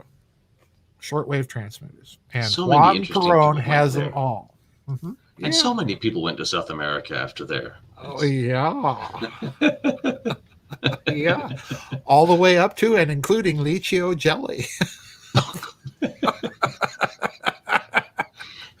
And counting up, for those of you who might not know who Walter Schellenberg is, since we're sitting here throwing out names, when Heydrich was assassinated in Prague, Schellenberg was his number two. He took over his position, somewhat diluted, because Heydrich's position had become a little bit too powerful for few people. Even Himmler was a little uncomfortable that Heydrich knew everything about everybody. He was kind of like the bag man for Himmler. So his position was broken up between Gestapo Müller and Schellenberg and a couple of other guys. But Schellenberg was an interesting person, and incidentally, I read his book, which is actually, if hypothetically, if Germany had won the war, I would do the movie of Schellenberg, because what a cool story. Yeah, I mean, he's Schellenberg was. Byzantine. There's no other word for him than I mean, Byzantine. and he of course, writing his own memoirs after the war, he seems like a very balanced kind of Nazi. Um, he seems A like kinder, gentler Nazi. it does. he he liked kittens and puppies. And puppies. But And flowers. in his desk where he had the machine guns built in, pointing outwards. I know. I know. Schellenberg was the guy that caught Werner and Best, and dragged them over the Dutch border after the Hitler assassination attempt, the two British agents. He died a couple of years after the war. I believe he died in Switzerland and died of cancer. But here's the interesting thing: Schellenberg was number 2 in the intelligence service, and nobody paid any interest in him, really. He knew sort of everything. Yep. And nobody really cared. He just Paid was any left attention alone. to him. Isn't that interesting? It's kind of like Haromar Schacht, give you a slap on the. Exactly. And so when we talk about deals that were done with extremely high level Nazi officials, well, we don't really have any qualms about it, because, well, after all, the CIA hired Klaus Barbie to chase around after communists, including Che Guevara, for 20 years after the war. We never had a problem. We, as a nation, let's do that. You hire bad guys to do your dirty work. That's how things work. And we think most of the dictators and crazies around this kind of world, we've sort of in one way or another had on our payroll. Nothing different after World War II. You had people with an expertise that could be hired to go do things. A lot of the SS ended up in the French Foreign Legion. Everybody did it. The Russian hired. That's just the way it goes. Kamla is different, and I think it's a little for him. He knew a lot of things, but he was not an operator or a scientist. Once he had told what he knew and where things were, he really was of no use, except he knew too much to let go. Right. But he didn't know enough to be put to work. Right. And I think that was his downfall. And when we come to the Prague missions, all right, you have a thought before we go to. Well, I'm of the opinion that Kammler's 4 deaths are a bit suspicious. I think we're up to 11 now, actually. Are we up to 11 up to different 11, deaths for Kammler? No, you go lay down. Sorry, my pooch thinks, no, you go lay down. Go lay down. We can get a third camera on her. No. Kammler, I look at it this way. If you look at Martin Bormann, Hans Kammler, and Gestapo Miller, each of these individuals dies suspiciously. Bormann dies twice.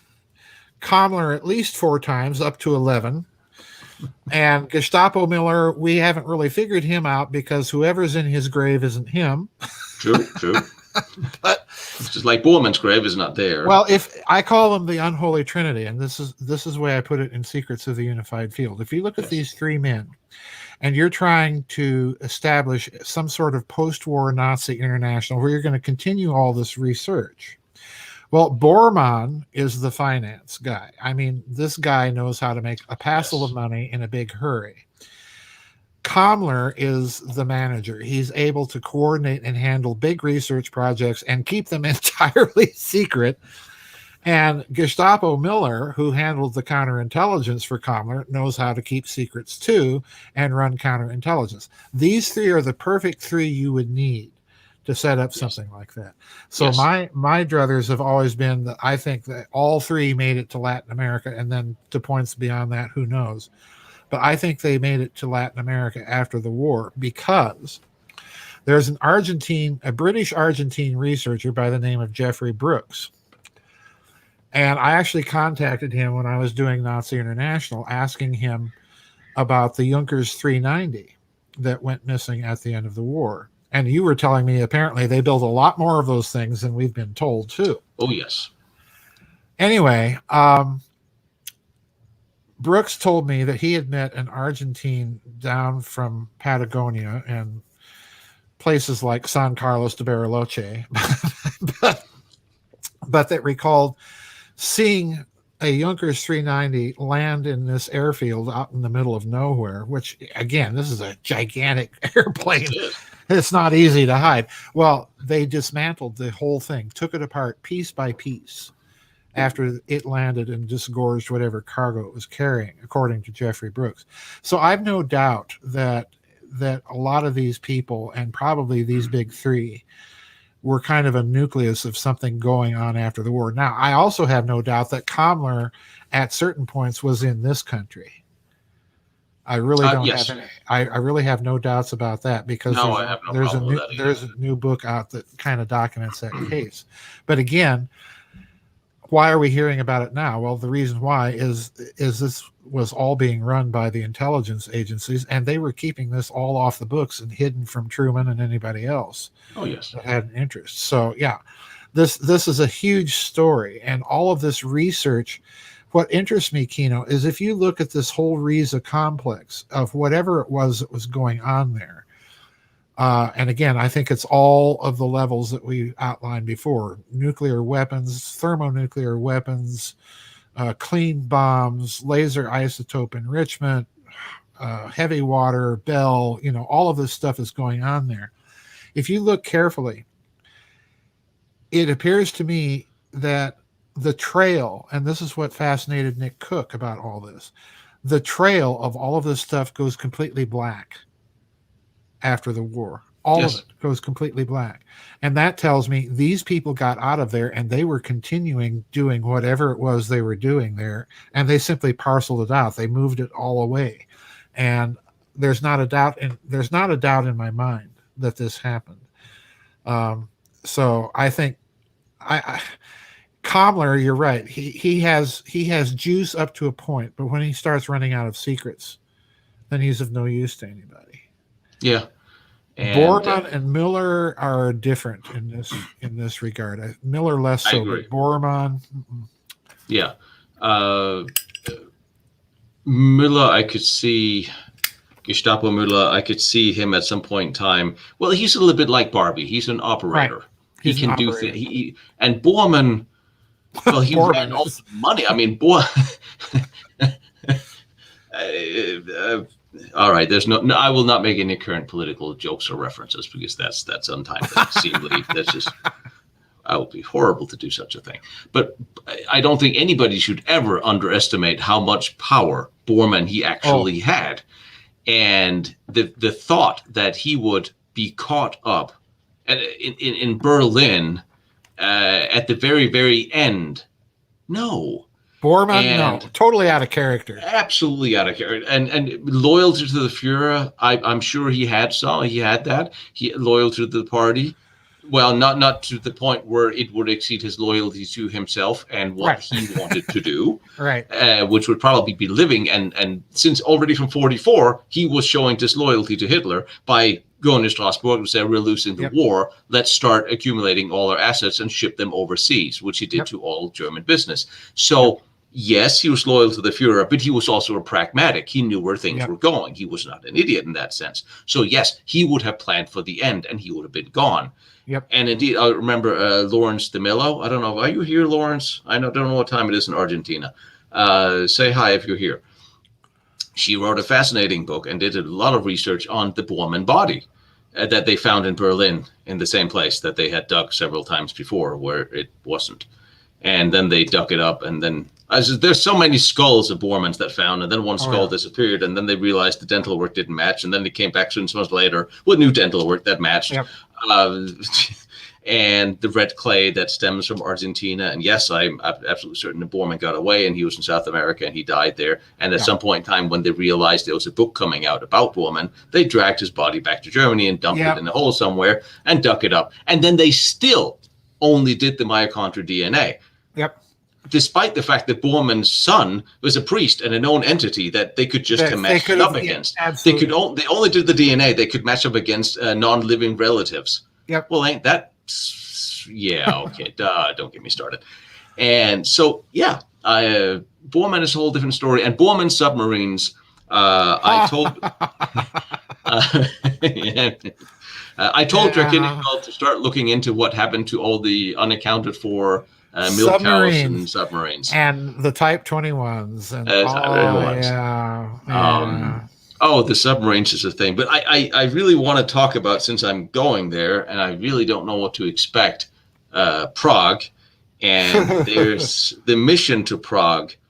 And there's the two missions to Prague. And we're looking at now me having to somehow explain the names of these places, which I can't pronounce.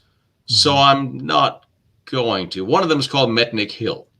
And that's a story. The other one's Strasovice, or if there's anybody from Prague here, I'm sorry, I don't mean to. I just don't know how to call it. In 1947, have you noticed all these things that happened in 1947? An exceptional amount of things happened in 1947.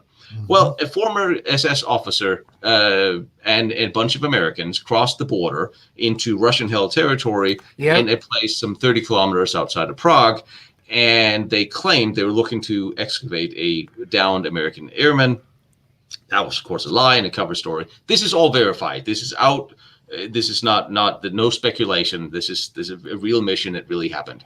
They found a stash of documents of some 30 crates that was exceptionally well booby-trapped. Not just booby-trapped to kill you, but booby-trapped with a lot of oil and gasolines to destroy the contents of the crates if it were ever tripped. However, they were led. The American team and the bomb squad was led in by an SS officer and his Batman, from what I understand. They found these crates. They sent them back across the border. The bomb team was detained, and this was 47, a little bit of the early Cold War was going on here. We were not there yet, but we were at the point where, why are Americans doing this? So they took the Prague authorities, they held on to the bomb team, said, we want whatever you found back. Sometime later, the 30 crates came back and full of some art and some lists of collaborators. And are you effing kidding me? I talk about that raid in my book, Secrets of the Unified Field. You do. Yes, I do. I love that raid, and because I reproduced some of the documents connected to it. From the raid? Not from the 30 crates. Not from the 30 crates. Yeah, too bad. It's funny how we haven't been told what was in there. Well, it occurs in a very interesting context. Yes. Well, let me tell you what the context is. Okay. This may or may not blow your mind. It's not very big. It wouldn't take much. Nonsense. The interesting thing is that this all occurs at the same time that a fellow by the name of Carlos Miguel Allende is annotating the Varro edition of Morris Jessup's UFO book. And that edition ends up in the hands of two U.S. Navy officers who are part of ONI, and who I just happened to include an interesting picture of. I'll tell you about it in a minute.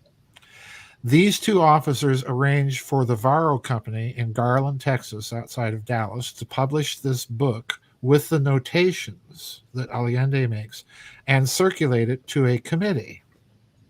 This is happening at the same time that this raid in Czechoslovakia is going on. Now, in the documents concerning the raid, they're being told that we're going in with American soldiers under a Czech visa to recover documents pertaining to the war crimes trials and to recover secret papers of Hitler and his diary and so on and so forth. A bunch of nonsense. Yes.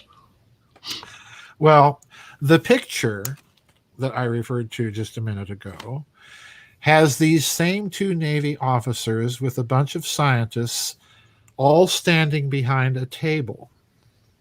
And on the other side of the table, seated as part of this committee that's getting copies of the Varro edition of Allende's book, annotated of Morris Jessup. On the other side, guess who's sitting in the chair as if he's holding court? Werner von Braun. Oh, dear.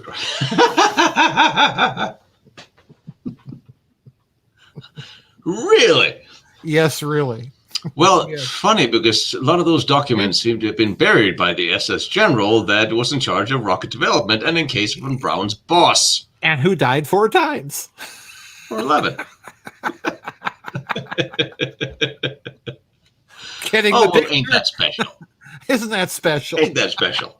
And what I really love about that is when we then, okay, so they got caught and they switched out the boxes because whatever they gave back the checks or not was what in Kamler's boxes. I will guarantee you that. By the way, it's really interesting, funny story. When I sent a FOIA request to NASA about any correspondence, including the report Kamla wrote for the CIC that might be in NASA's files, they wrote me back, why are you asking us this? Why is there a relation between Kamla and NASA? I'm just like really? He was your prime kid's boss. There's son of a risk. But so they just tell me something that, rhymes with clacking bell. Anyway,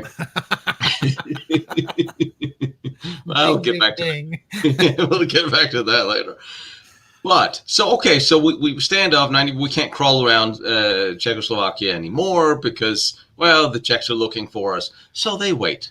And that is where things get really, really interesting. They wait until 89, 91 when the Cold War's over. And then they crawl into Metnik Hill. I know. Where and I haven't get confirmed if it's JPL or Lawrence Livermore, because believe it or not, both of them say they have no idea what I'm talking about. Anyway, they went in. All right, you go first. Finish your story. I'll recap the story. And so you had a Czech weapons, say, arms dealer, and a Japanese insurance company, and JPL or Lawrence Livermore, whichever one it was. They go into Metnik Hill.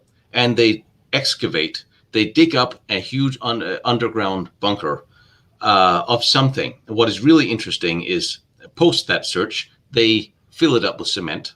Post that search, it was then ground penetrating radar found that it was a 20-meter under. Lawrence is here. Hey, hon. I love that one. And a circular room underneath, under the ground. And now we're looking at all this, including the Hillerstraße, was under the concentration camp run by one of Kamla's SS fellows that had been digging secret hideouts. But a circular room. We don't know what they excavated. Guess what? The arms manufacturer in Czechoslovakia also don't reply to my emails. I don't know why. I don't know. I don't even bother about writing the Japanese people. But what the story is that we have a circular room underneath that was built. And I have crawled through bunkers my whole life, and I have never seen a circular anything underground. There's no reason for it. Well, I'll get on that one. But so there's still how big is the diameter of the room approximately? What was 20 meters circular? Wow. Oh, well, isn't that special? I have a few thoughts running through my mind. I'm just reading what Lawrence went. Thank you. Yes, I quoted you correctly, I think. Let's go back to that Czech raid and those documents that I reproduce in Secrets of the Unified Field, because there's an interesting exchange going on between an American senator who's trying to get to the bottom of this, yes, and the Pentagon. And the one thing he's trying to get after is who authorized the raid.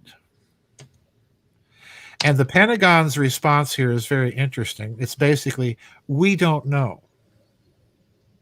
Now, this opens up a few possibilities. Number one, certainly possible, the Pentagon is lying. And it doesn't want to tell the senator. Or two, the Pentagon really doesn't know, and all of the confusion that you see in the back and forth in the documents is because they're as mystified as the senator is about who authorized this raid and what was it they were after. So the other possibility is maybe it wasn't Americans at all. Maybe somebody just put on some uniforms, got into an American motor pool, and hightailed it into Czechoslovakia to remove some documents. You mean or it could be like a government agency, like, I don't know, that like CIA and with some Germans working They could, together. or maybe Organisation der ehemalige SS Angehörige, little people like that were hanging around at the time. It is a very interesting thought that there are people that waited for 40 years to go back and dig up Kamla's papers. Yeah, Because apparently they were that important. This could have been a location given by Kamla before he died or to the CIC, but they couldn't go get it because of what was going on. That's possible. Sure. But circular room? Circular room. Well, yeah, there's certain things that are designed in circles. Does this ring a bell, or am I just... It may ring a bell, and the circles, spheres, things spinning. I don't know. Cyclotrons. Let's spin up some protons. Exactly. And I'll tell you what. I saw the Emil, not Matsu, the SS officer that ran the concentration camp. He ran an SS school. And he had I can't remember his last name right now. And he had a concentration camp for labor, and they dug throughout those hills, both hiding places in preparation of hiding things and other things. And he ended up in a very not fun prison in Czechoslovakia after. And I saw the photos from the war, and I saw after he'd been a prisoner for a while, he did not have a good time. They did not do nice things to him to tell. And I always thought it was very interesting when they told, there's no secret about this. He kept them for 17 years until he supposedly told them where things were, because everybody has been looking for the secret stash of Kamler stuff in Czechoslovakia during the Cold War, before and after. He kept reciting a poem by Goethe that I don't remember, but it was some about whenever they were torturing him, he was reciting this about something that was hidden under the branches of a tall tree, under the roots of a tall tree. And if you study how, every special forces, a lot of the soldiers under an intelligence officer undergo torture training, where it's, you find ways to detach your psychology from what's going on with you, and you go to a different place mentally. I do not recommend trying it at home. And the interesting that he kept reciting something that could be a poem, that could have been his go-to mentally to escape what was going on, or it could also be him in a roundabout way explaining where the secrets they're trying to get is. That's something I'm definitely going to go to. And the guy who did the ground penetrating radar survey is an American, and I want to reach out to him to see what else he thought he found. But Mednick Hill has been dug up 25 ways from Sunday by people who are exceptionally well funded. We're not well funded. No. So I don't think going out there with a shovel and a metal detector is going to go a lot. The bottom line is there's a story in these installations that has yet to be told. Yes. And it's got to be a breathtaking story, since they've gone to such lengths to cover it up. And, just the Czechs, the Austrians, the Germans, the Poles, the Russians, the Americans have gone to such exceptional lengths to keep all this stuff hidden. So it's got to be exceptional. And I'm with you. The Riesa complex is somehow the center of it all. And whatever they were doing there makes everything pale by comparison that we've been taught about the war. And remember, the Riesa complex is only 2.5 hours drive from Prague and the Skodawerke. Right. It's part of Kamler's empire. It's all the same thing, yeah. Yeah, and it would have been, whatever was going on with all of this. It sounds to me actually like the Riesa complex may have been part of Kamler's empire and Gestapo Miller's counterintelligence rings around that whole area. So they would have information about what's going on there, like nobody else. And I think there's a reason why some of the key players that knew about these things sort of disappeared and died nicely, like Patton, Himmler. I am firmly, from what I have seen and read, I have no doubt of a few things. Bormann made it out, and Himmler was murdered. Yep. He was no longer of use, and you were most definitely not going to put Himmler on the stand at Nuremberg because he knew a lot of things about a lot of people, including British aristocracy and their connection to the Nazis before and during the war. Like And maybe the Rudolf Hess case, maybe, huh? but I mean, and let's not. Yes, he was murdered as well, and there's no You don't want to doubt go of to that. Hess. The autopsy report is very clear on that. The one that the U.S. government told him specifically his son not to make, and he went straight the other way and had an autopsy that clearly said he was murdered. So, yes, you get rid of people that knew stuff, but the people that you have, well, those are the ones that are not that known enough to be missed at Nuremberg. And those are the ones you can keep working with because these are people with exceptional and interesting talents. Oh, I'm convinced. I'm convinced Patton's death is related to Riese and Kammler. I'm convinced of it. Always the Third Army that shows up everywhere. Dor, Mittelbau, Yep. Jonstal, Pilsen. Yep. I mean, it's what are the odds that you have one army group that pretty much goes to every single location? Every single location. This means that Patton would have been in an unusual position in the American command structure because he's getting the field intelligence reports from his units of what they're finding. Yeah. So he's probably the most well-informed of all of the Americans in the command structure as to what was going on. Yes. And then you have those stories of the German researchers, particularly in connection to the Jonas-Tal, that document that Patton's units were seen removing things from some of these tunnels under big tarps. And I have a few suspicions on what they may have been removing. But then on top of that, you have Patton and his, I think, very clear ambitions to make a run for the presidency. He is independently wealthy and so on and so forth. Popular. So he is, and popular. He is in a very unique position. And the circumstances of his death are just too weird. So whoever, I'm convinced that he was murdered, but I'm not convinced that it was the Allies or the Russians. Who knows? There's a number of people. There's a number of people that would have wanted him. Yeah, that's exactly it. And he may, for that matter, he may have found something that may have indicated, the whereabouts of General Kammler. He may have found some indications of the whereabouts of Heinrich Miller. He may have found indications of some of these document caches and so on and so forth. So there was a lot of reason that he may have been sitting on top of a pile of intelligence that they wanted to keep quiet. So I'm viewing his death as part of this cover-up effort. Plus, if Kammler was to, well, we know from CIC documents that Kammler surrendered to the Americans on May 9th. Mm-hmm. And to the Third Army, to one of the right. units of Patton's army. If there's anybody Kammler would probably trust to talk to, it would probably be Patton. Yep.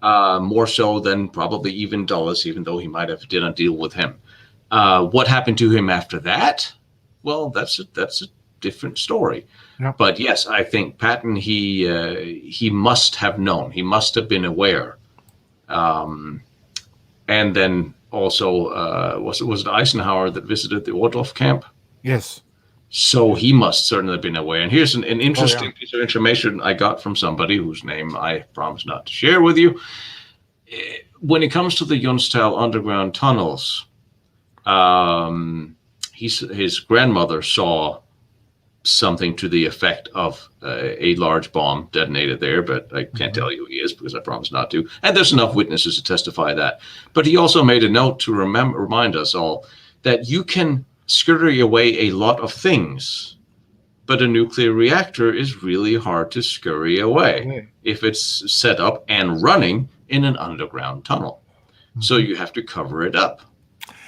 Did you ever hear the story after what I like to call the Helmut Kohl Anschluss of East Germany? Did you ever hear the story that people discovered a huge electrical cable coming out of the ground from one of these installations? And they even called in the Bundeswehr to try and figure out where was this electricity going. Oh, yes. Did you ever hear that story? And the Bundeswehr Yeah. had no clue, so they decided to turn off the electricity, and no one complained. So something was clearly still operational under one of these things. If you're going to call in combat engineers from the German army to try and figure out where is all this power coming from and where is it going. Every week I get emails from veterans that have been stationed in Germany after the war that all talks of stories of things that were under bases and under things that were off limits. I keep saying, send me a coordinate. Yeah. I got an ID. I'll get in there and see what happens. And we are all expecting at some point in time there's going to be a GoFundMe campaign for bail money.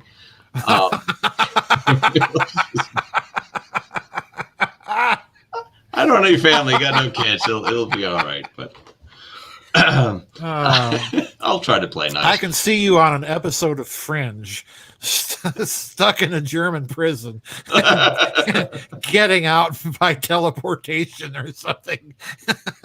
Well, then at least I got caught by the right people. That's right. All right, so I've got a couple of questions for you. Any comments on Arthur Rudolph? Arthur Rudolph? Oh, my. Well, it's interesting. I don't know whoever commented, but Linda Hunt wrote a very interesting book. I don't know if you're familiar with it. I forget what the title is, but just Google Linda Hunt. Yeah, I know. Because she did a lot of research on these post-war paperclip Nazi rocket scientists. And Rudolph, to me, is the most interesting of them all because Rudolph is actually the one that more or less designed the Saturn V Apollo booster rockets. Mm-hmm.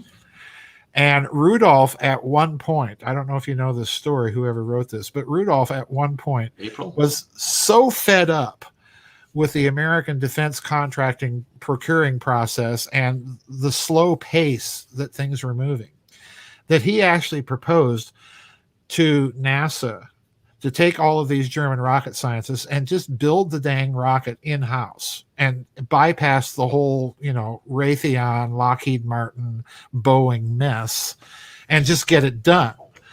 Yeah, and, and the interesting thing is the way that the Germans set up their command structure inside of NASA, if you look at it carefully, it was an exact mirror copy of what they were doing in Peenemünde. So, poor old James Webb, the head of NASA, is dealing with, an independent command structure that wants to go out and do their own thing and just cut the Americans out of the picture. They'll pay for it, but we'll build it, So Arthur Rudolph, to me, is one of the most interesting. The other person that I think is very interesting to study in this respect is Hubertus Strughold. Yes. Because he was the one that was leading all of that SS medical space experimentation stuff. And he was incidentally stationed at Derisa. Oh, yeah. Hubertus Strughold. Yes, he was there. Yes, he was. Yeah. Oh, next you're going to tell me Richter was there too.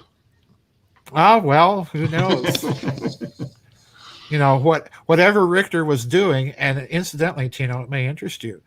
Richter also mentions the Charité Anlage Hospital in connection with research on ball lightning.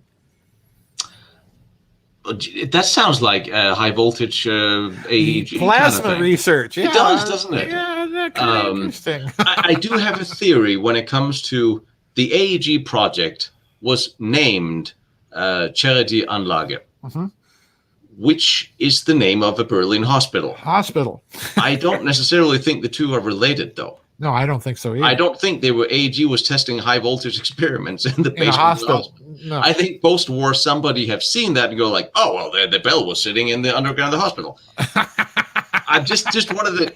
It's the name of the project. It's not. Not the name of the hospital. Although, if you really want to go there, then you can say, well, the IAG Farben was working medical experimentation out by Auschwitz, and they were working on some things like chemotherapy. Yeah. So there is but I don't think that those two are related in any which way. No, I don't So now if we look at the Charité Anlage, you look at the Lothar project, you look at the Kronos, did they spin out of the same project, or are they different projects entirely? How is emphasis their on spin. relation? Oh, I think Spin. I Oh, think they're spin. Yeah, related. I think they are related because I go back to the fact that Walter Gerlach is the scientist that's nominally in charge of all of this. Well, why do you put a gravity scientist in charge of all of this stuff? Well, answer, because it has something to do with gravity. makes And the if you mind look at spin. oh yeah, if you look at Gerlach's pre-war associations, he's in contact with physicists like Lenza and Hans Turing, and people like this. And these guys are all writing back and forth about satellites in orbit above the Earth and things like frame dragging of satellites. In other words, satellites experience a drag effect in orbit, even in a vacuum. And so Really?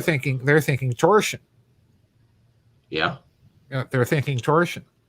So I think all the indicators are there that this goes way beyond nuclear weapons, Yes. and to have Gerlach in charge of it, and then Richter saying the things that the absurd, wild things that he's saying in the early 1950s down in Argentina. And Richter and Debus was connected. And Richter and Davis were connected because they were working on the same project in Berlin. And with Schumann With Schumann as well. Yeah. Which Yeah. was head of the Herrenswaffesamt, which is the Yep. German weapons research. Yep. And like I always said, Schumann and Diebner was doing stuff. Oh, they were doing looking stuff. for a bomb from day one. Even back at when they were setting up in Gotha with a nuclear reactor, Yep. they were, and that's documented, they were looking for weaponizing atomic energy, atomic anything. They were looking for nuclear bombs. Yeah, the German design for an uranium bomb is really brilliant, and it's very simple. It would have been entirely within their engineering capabilities to produce. It was really made to be the nose cone on a rocket and a ground impact bomb. Yeah. So again, we're being told a lot of happy horse pucky by the Allied post-war legend. That's all it is. It's happy horse pucky.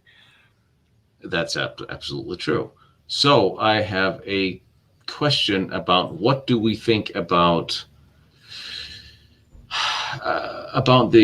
the ancient Sumerian texts, and we've been hearing about that for a long time. We've all seen the ancient aliens, and some discredit it, some doesn't. It's very hard to find any direct translations that will. I know the Anunnaki, and I'm doing a special on the Anunnaki. We know the Germans were sending out archaeologists everywhere and looking at all these ancient tablets, and they were looking for something. Yes. Okay. To whoever asked that question, I don't know if you have read or have a copy of my book called The Cosmic War. If you don't, get it. And I'm not trying to plug my book here, but you should all read his books anyway. I agree. Preferably not used, so I get a few pennies of royalties. But anyway, they're all on Lulu, right? No, The Cosmic War is actually published by Adventures Unlimited Press. The two McCarthy books are on Lulu. Okay. I wasn't letting anybody handle those. but anyway, for those that have read the McCarthy books, you'll know exactly what I'm talking about and why I'm not going to go there because we'll be here all night. But anyway, in The Cosmic War, I reproduce an ancient Akkadian text called the Epic of Ninurta. And I reproduce it in full because I have a reason behind that.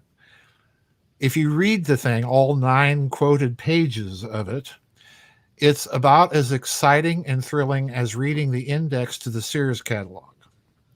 It is not an epic. It's an inventory. That's all it is.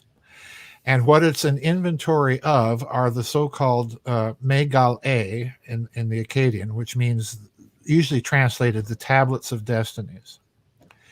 And when you read it, you'll discover that there are basically 4 classes of stuff that are inventoried in this so-called epic. And the 4 classes are divided, and there's one final class of just a very few things that is of stuff that could not be destroyed and that was therefore hidden.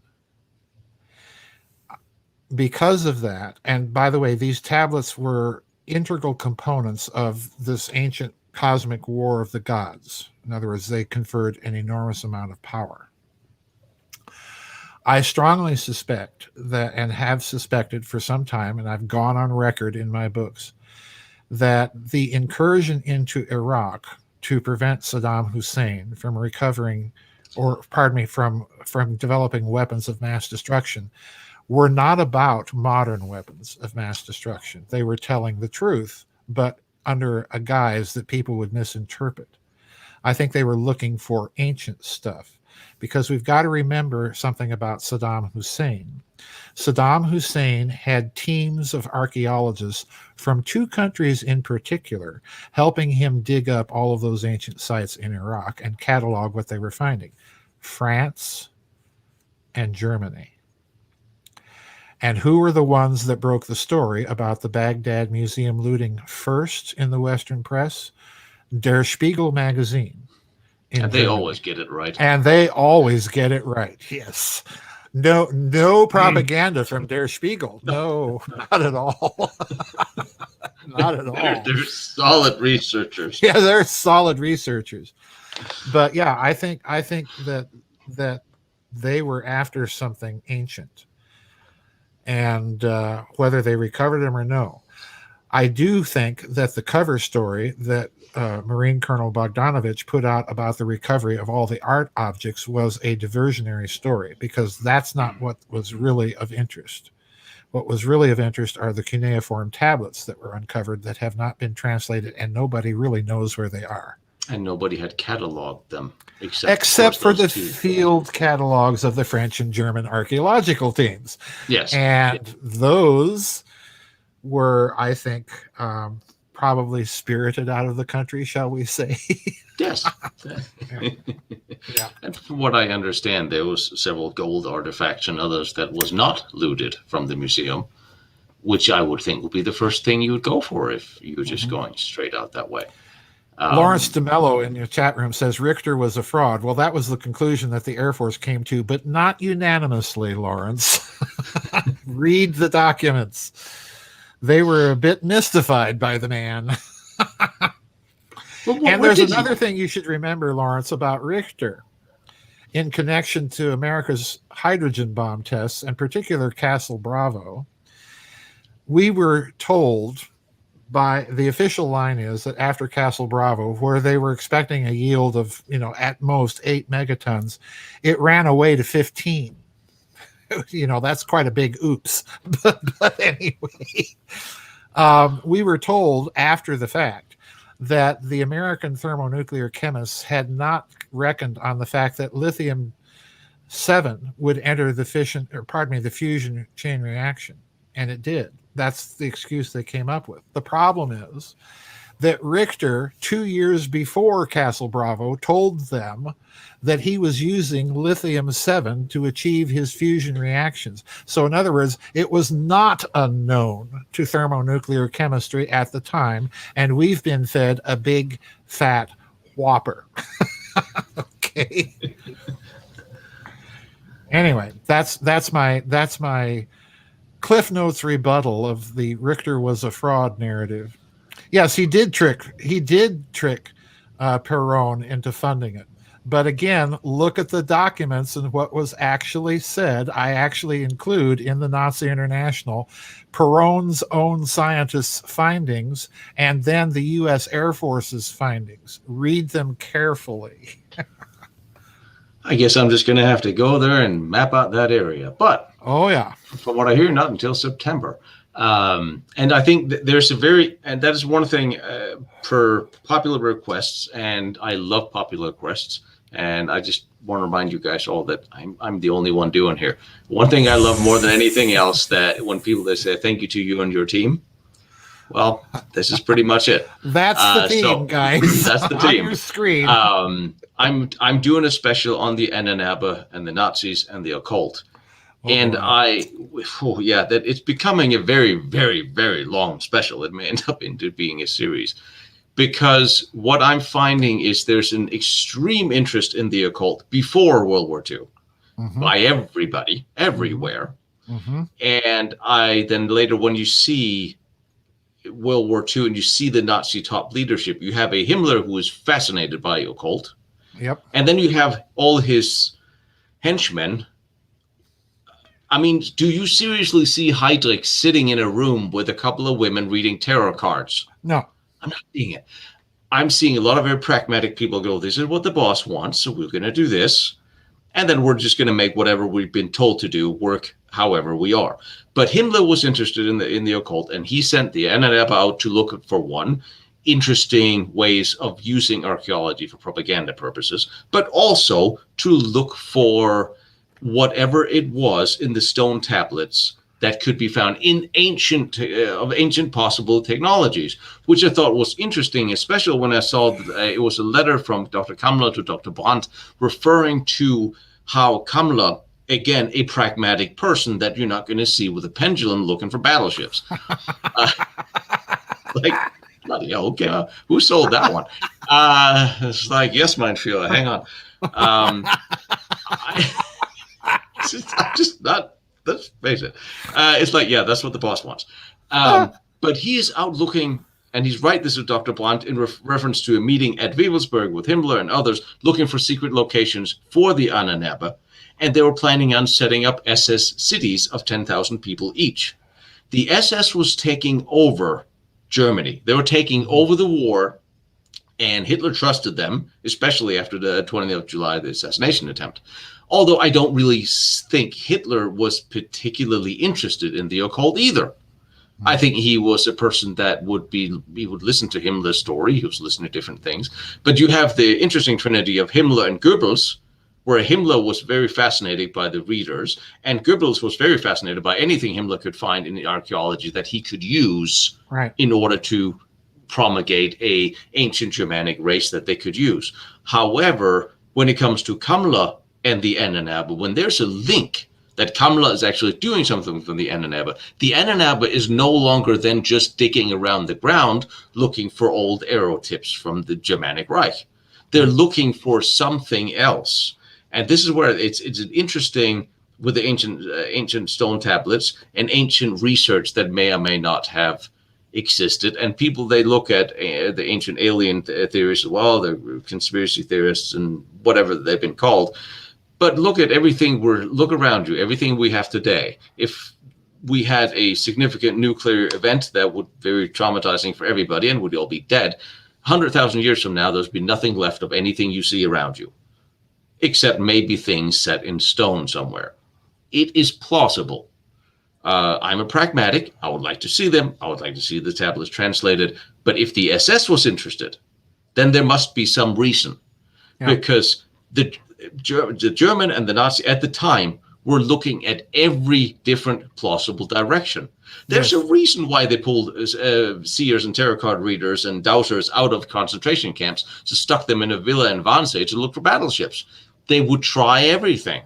Right. And they were never shying away. If you went to the Pentagon today and said, I have an idea with these tarot cards, anybody, they would just escort you out into a padded room. The Germans, in that sense, were more open-minded, possibly because of the interest in esotericism before the war, World War I, before World War I. But they were open-minded to trying new things and exploring some things that we would look at and go like, that's just crazy. And I think that is where a section of the Ahnenerbe and the SS came together in the Kammlerstab. This is something we found in the Sumerian tablet. This looks like this. It did this. Could this work? Can you make it work? What do you think? I am going to go you one better. Better? I think if you dig and scratch long enough, and I'm speculating on the basis of no knowledge or evidence. And we can do that. I predict that if you dig and scratch long enough, you're going to find connections between those types of things that the Ahnenerbe was up to and American projects like remote viewing, Soviet projects in telepathy, and so on and so forth.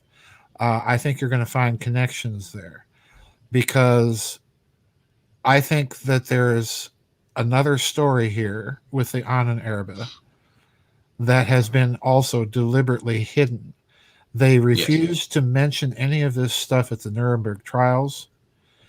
And as far as I'm aware, the Ahnenerbe archives that are in the possession of the United States right now, most of that stuff is still classified or has never been opened up to FOIA. So there's a lot there. Peter Levenda told me once that he had tried to get into some of that. And he told me, and I forget, and I'm going on the basis of very poor memory here, that there's either something like 900,000 documents or 900 tons of documents Yes. from the Ahnenerbe in the National Archives that are just under wraps. So I think there's something going on there that has yet to be plumbed.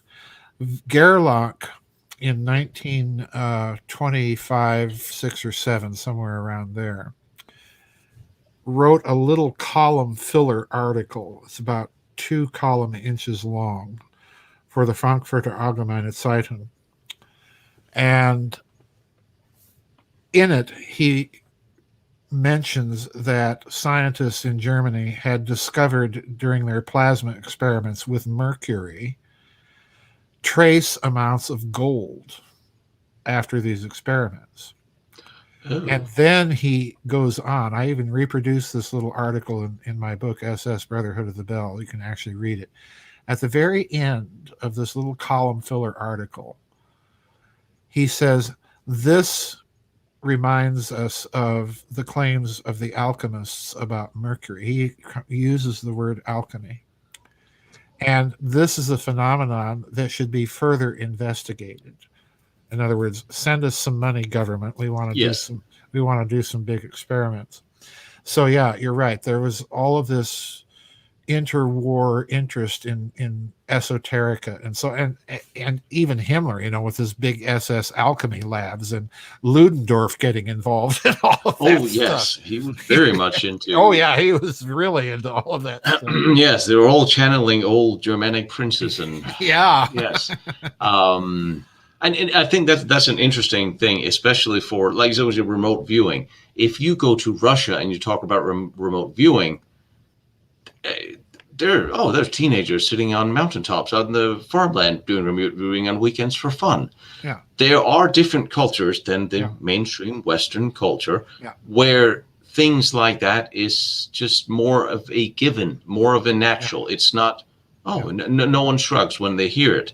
Yeah. And I think that is what makes it hard for the German, for the Westerns to understand what the Germans may have done. So we just discredit it and we hide it away. And like you, I've heard there's a lot of Ahnenerbe files that no one really bothered going through because, right. And that might be in our advantage if they're not been gone through, because people think, there's a bunch of crackpots. And the only one who was convicted from the Ahnenerbe was, what was it? Wolf? No, that's not his name. What was his name? That had something to do with the human testing. Yeah. Who got a few years at some points after the war. Was it Sivas? Or is it, I know who you're talking about. You know what I mean? Yeah, I'll get that in there when I get to it. But yeah, it seems like one of those things that we don't take it serious. They were just them. There was a fringe science, and I think there weren't. No, I mean, if the SS was looking at deliberately building 10,000 SS cities, they were looking at and decentralizing.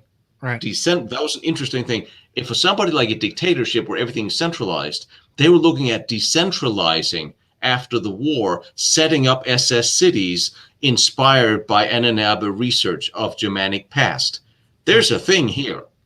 There's definitely something there, because if you are willing to entertain that the Nazis were developing nuclear weapons, thermonuclear weapons, looking for clean bombs, using isomers, doing 0-point energy research, plasmas, anti-gravity, if they're willing to do all of that, they are willing to look in some very, very odd places for some of their inspiration. And it doesn't take very long, if you're familiar with some of the Vedic literature, to run into some awful strange stuff in some very weird texts. And it's easier just to denounce it and Right. start opening Then that door start for some looking at people. right. And if you look at the documentation Right. we have post-war for why the German nuclear project didn't work or wasn't very good or didn't have what they needed, well, we have the Alsos teams Yep. that pretty much put out a report before they even entered Germany proper. Yep. That the nuclear project was not worth anything. And the gentleman whose name right now eludes me, who ran the Alsos teams, ended up being a wet works bagman for the CIA after the war, afterwards. Yeah. So I'm not entirely sure they're the most trustworthy people we could actually. You write a report to put out what people they need to hear. Yeah, that's exactly what they did. And again, they in creating this legend, what they did was they carefully shuffled off the stage the big, huge questions. How do you have a country that basically invents nuclear physics, and then all of a sudden they have this inexplicable incompetence for 6 years during the war, and then haul them off to Farm Hall, and they sit down and proceed to outline how you go about making a bomb. I mean, they started the cover up before the war was even over. They started the cover up before the war was over. Yes, exactly. Yeah, exactly. And that's one. The thing is, they did the same with Japan. Oh yes, but Japan got away with whatever they did really cheap and easy, didn't they? Well, they got away, but MacArthur's team found 6 functioning cyclotrons in Japan. Beta calutrons. Well, what are you going to use those for? Well, maybe uranium enrichment. I don't know. And he had that big Japanese nuclear complex at the Chosin Reservoir, incidentally. Yes. Gee, I wonder why MacArthur made a beeline there after the Incheon invasion. Now, I promise you all, I'll travel to different places to find what we're looking for, but I'm not going to North Korea. No, don't go to North Korea. It's like, we're gonna wait for a little while on that one. But yes, I mean, it was stated by, was it a Thai captain who witnessed a what was supposed to have been a nuclear detonation by the Japanese in between the 2 bombs over Hiroshima, a test in... It was the day after Nagasaki. Yeah. And it was tested, according to Robert Wilcox's research, it was tested off the Korean peninsula out to sea, which makes sense, because if they were going to use a weapon like that, it would have been shipborne or submarine-borne. Yes. So, and again, the war could have gone nuclear depending on Hirohito's decision.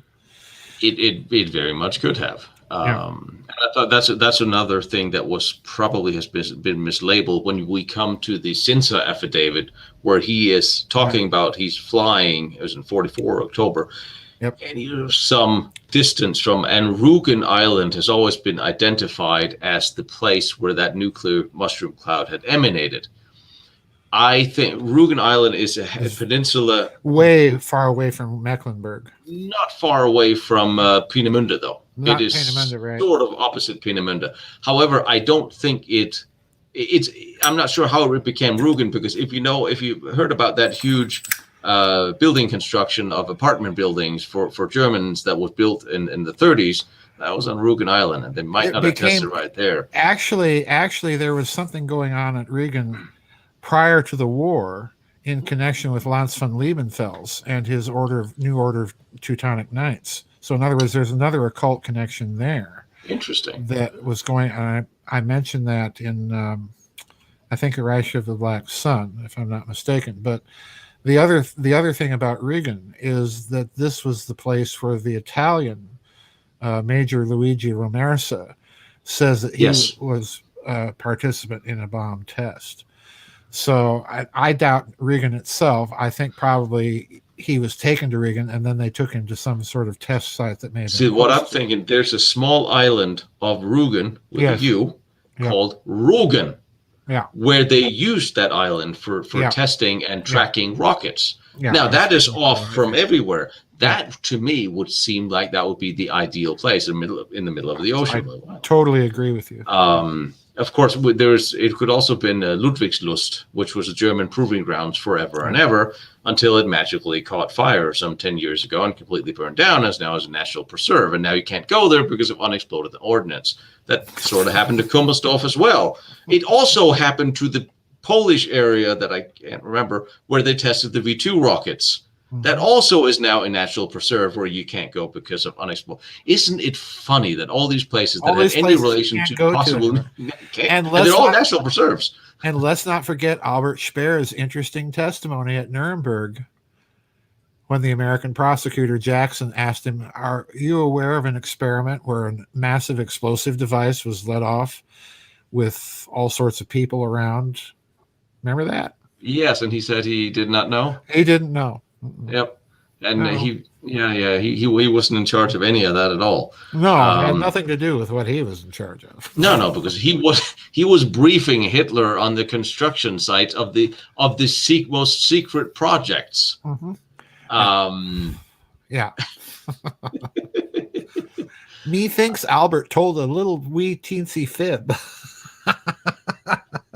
I think Speer was an incredibly smart and astute person that reversed course just around the beginning of the early Nuremberg trials and decided to say, well, they're going to lop my head off if I'm sorry.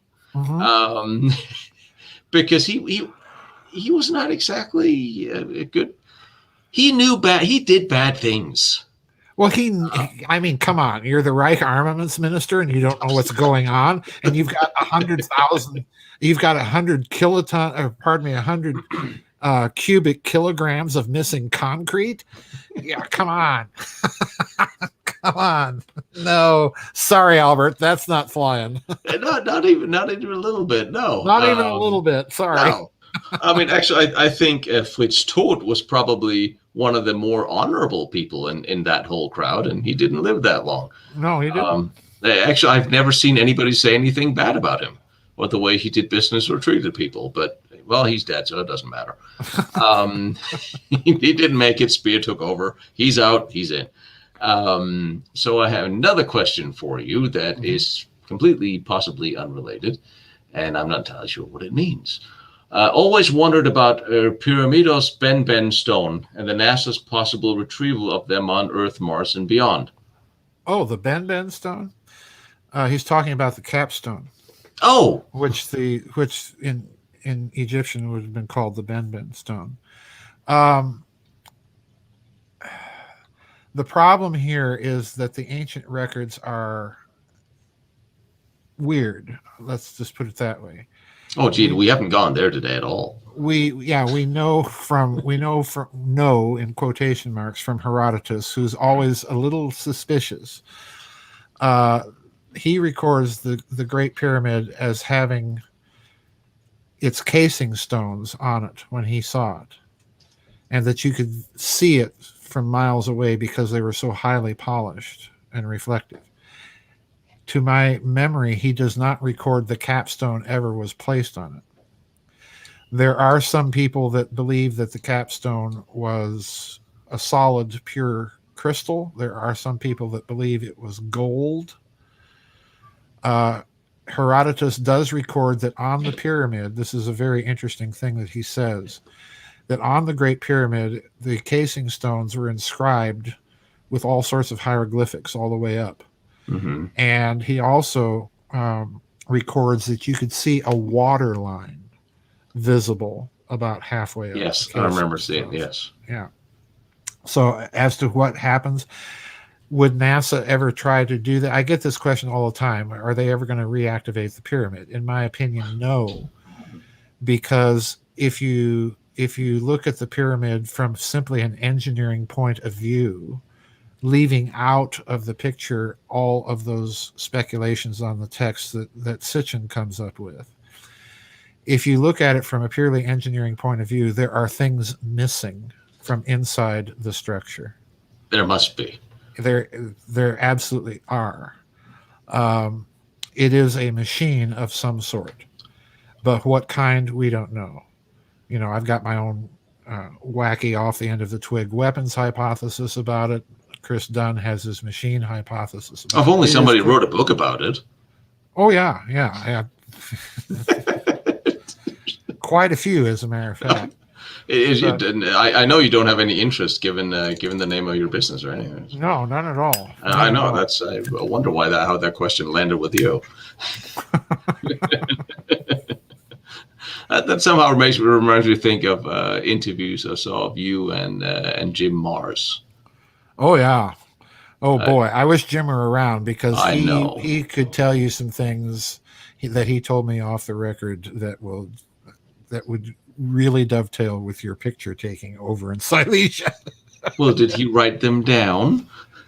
Unfortunately, no. Yeah, he's He told me these things over beers and cigars. He was drinking the beer. I don't drink, but he was telling me these things over beers and cigars at the 2009 Laughlin UFO conference, and I was just, he oh boy. he always did strike me as the nicest guy in the Oh, world. he was a very nice man, a very That's nice man, and a he that superb researcher. truly is a loss. Yeah. And while you all still can, you should definitely look up Jim Mars and some of his lectures and research and talks. Oh yeah. And the funniest thing is, I had a very amicable divorce. We're still good friends, but my ex-in-law, he looks and sounds. He's from Texas, from Dallas too. Looks and sounds just like Jim. Jim Mars. I always thought, well, maybe we should, if Jim ever, if we have anybody ever want to do a book on tape, I'll have George read him because you almost can't tell. Every time I talk to him, I'm like, oh, damn, you sound like Jim Mars. Side note. All right, I have an interesting question that is a little long. So April asked, so bear with me, and I'm going to do the highlights because when we get there, I know we know what we're talking about. She is asking. This is interesting. The highlight is possible backdoor rat line for transporting Nazi tech out of Europe. L. Fletcher Protley, a VIP pilot flying for the U.S. Air Transportation Command based out of Cairo from approximately October 1943 to May 1945, recounts the following. He flew out of a remote airstrip from Aleppo to Syria, approximately 35 injured former British prisoners of war liberated by the OSS in the Balkans, including a small passenger list of small pro-Nazis or actual Nazis from the Balkan states. Protley stated that these flights and negotiations were taking place during the period from August 44 and onwards. During the period, the Army Intelligence Corps discovered that Germans were smuggling enormous amounts of gold from Germany through the Balkans and into Turkey through American facilities and onto Argentina. The ATC, the Air Transport Command, identifies several pilots who made unusual flights in proximity close to Turkey. A Major Cabot was Air Transport Command Operation Office in Tunis, First Lieutenant of the U.S. Air Force. Cabot was responsible for seeing that gold, labeled as spare parts, made it to Brazil and then on to Argentina by other devices. Do you think it's possible that some exotic technologies was dismantled and transported through the Balkans onto Cairo and beyond, specifically labeled as spare parts, thus making it through the inspections, stripped down as machinery parts that look much the same, and could have gone on to South America or the USA or by other interested parties? I love a detailed question. Yes, I do think that's possible, and I'll tell you why. I've always suspected that Turkey was one of the major rat lines out of Europe, not only for equipment, but for personnel. And there's two basic reasons for that. Turkey was neutrally friendly, let's put it that way, during World War II to Germany because of their relationship during the First World War when Turkey was part of the Central Powers. The other reason is the Iraq coup in 1941 that the British had to go in and put down with Yes, military force. slightly sponsored by the Germans. Slightly sponsored by the Germans. There was a heavy German intelligence presence within both countries during the Second World War. And again, a heavy German intelligence presence in Iraq right up to the current day, in my opinion.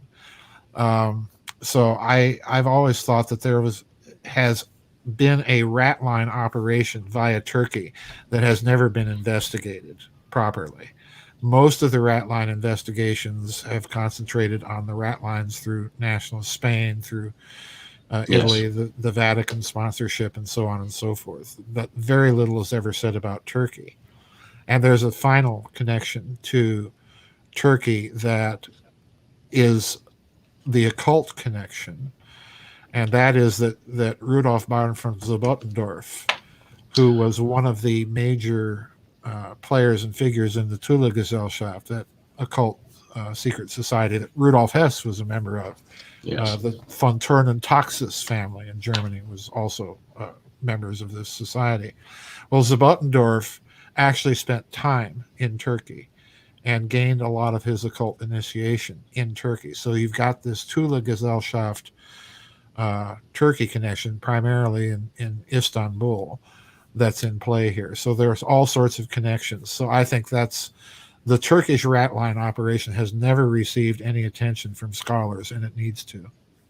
And to add to that, I think it's very interesting that there's a very practical collaboration between the Muslim world and the Germany in general, especially the German Kaiser that called for the first jihad against the British for World War I. Yep. And post-war, we saw a rather large influx of former SS officers and operators that went to Egypt and Syria and other places and set up intelligence networks and worked there in general.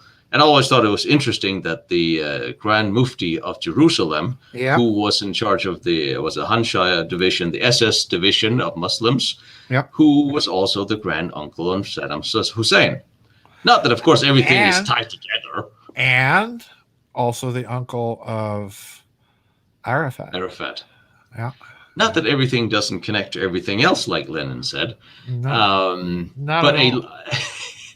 There's always been that interesting collaboration between the Muslim world and the Germany, not just for World War II, but I think it's an interesting thought that Himmler, who was looking for a racial pure Aryan nation, is now inviting Middle Eastern Muslims into the SS. Yeah. Doesn't really fit much with that doesn't fit the anti-Semitic narrative very well, but just so long as you're Muslim Semites, not Jewish ones, that's okay. As long as you fight the people we don't like. Yeah, as long as you fight them. Interesting story on where I was at the Ostwald, the East Wall, which I did 6 episodes from. Really, really fascinating tunnel construction. And I'm surprised they didn't hide stuff that we're looking for in the East Wall tunnels, because they're some of the longest man-made tunnels and fortifications that wasn't really used until, oh, damn, the Russians are here. There's this, it's like, oopsie. There's a small town where the German army, it was there. You train on your base, and then you go closer to the front, to a forward, not at the front, but an operating clearinghouse for troops going east. And we're in this small town that I can't remember what it was called. Military town taken over by the Russians after. But this town was full of foreigners. It was in Germany at the time. It's now Poland.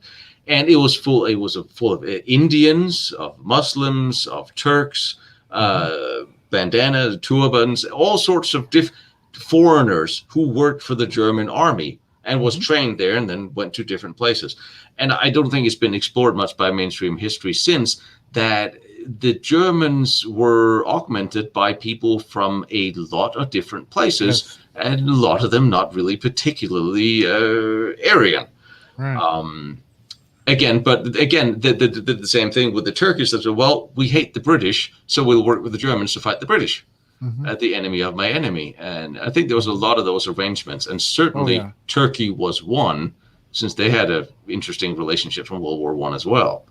A lot of old relationships were rekindled and post-war and during. Well, there was an episode during 1943 with Field Marshal von Manstein, after his backhand blow to the Russians after Stalingrad, that he was actually sent some Turkish envoys that were sent directly to him, talking about Turkey possibly coming in on the war.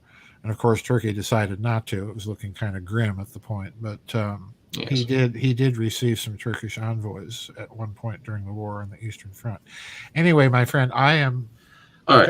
I've got a little pooch over here. I could sort of hear that somewhere. Yeah, she's over here very patiently whining, like, when are you going to take me outside and quit talking? So she needs to go out and have a roll in the grass, and she wants me to join her in the roll in the grass. So Outstanding. anyway, You take the puppy out?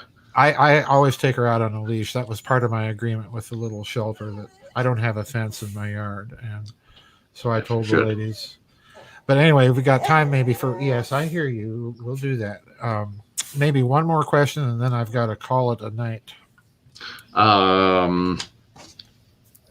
Anybody have a final question for the doctor? I'll give him a second to write. And I know everybody wants to talk about the Vril. Oh, the Vril and Hanabu and all of that. Oh boy. I kind of know where you're going on this. I'll be happy to take that one. And I have, like I said, I'm doing an special on the Ananaba, and I found something that a lot of you are going to be really, really sad about hearing about Maria Orsic. Oh boy. Yes, I'm sorry. Look, the Vril Society supposedly existed in Germany.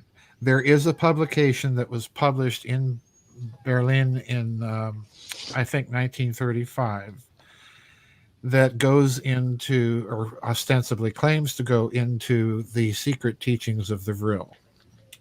Now, that document does exist. I believe Willy Lai even referred to it at one point.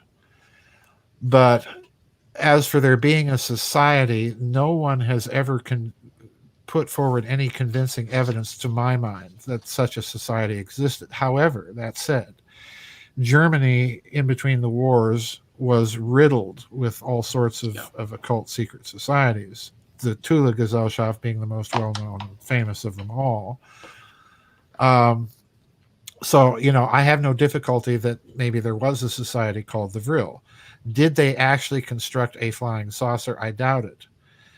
And one of my hot buttons, whoever asked the question, is the whole Hanabu stuff.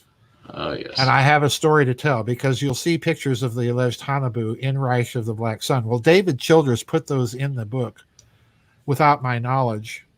Oh, yes, sir. Yes. And I wrote him and I said, I do not subscribe to this Hanabu flying saucer stuff, with all the photographs and alleged blueprints and so on and so forth. If you dig and scratch long enough with those particular things, you will come to a circle of neo-Nazis in and around Vienna after the war that are putting out all of this stuff. And they put out tons of it. There has been no evidence that these things ever existed. The closest you get to is a book by Rudolf Luzar, a Luftwaffe major, that published a little book after the war about secret German weapons. And he indicates, and there are some patents, incidentally, filed in this country by some Germans that are of flying saucers that use vector jet turbine exhaust. In other words, the whole saucer is nothing but a big jet turbine that vectors the exhaust.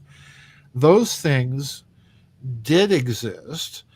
They were very unstable, from what I can tell, but they were a long cry from field propulsion saucers with upside-down turrets of Panther tanks attached to the bottom of them. I mean, come on.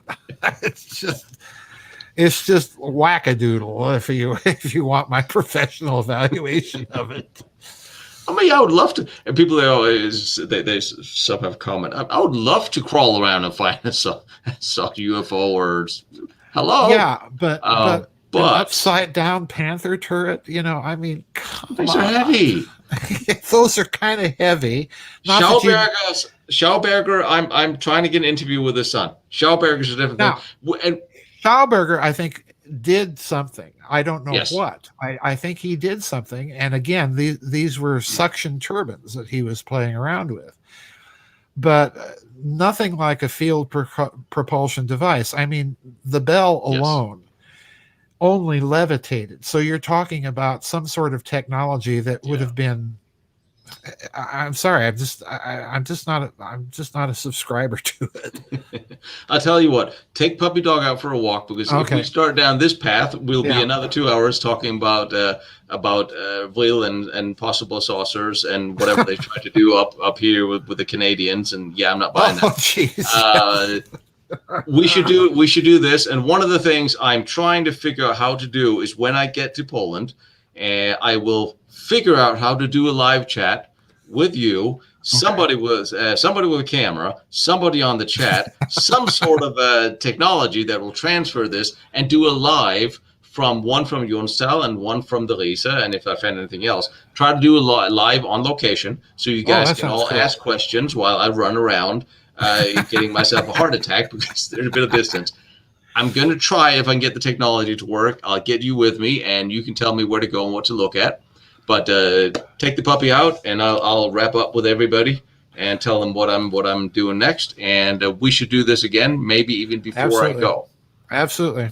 All Thanks right, for having me on, Tino. Bye bye. I will see you soon. All right. Bye bye. Bye. Yes, I promised I will say it. In my research looking at the Vril, again, there might have been such an association, but wartime files, German files, there's absolutely no evidence that there was a Vril society that had any impact on any high levels of German society. And when it comes to Maria Orsic, let's face it, I'm a guy.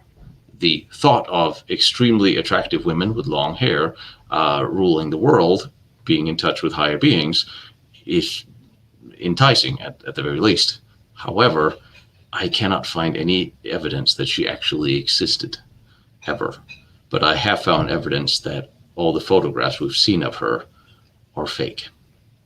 So, at the very least I can do when I get to Prague is try to get any birth records that no one has also produced. The first mention of the Vril Society and Maria Orsic was a book that came out, I believe it was 93, with references to them. That is not compelling evidence. A lot of stories have been made up after the war. I'm a pragmatist. I need to see documentation.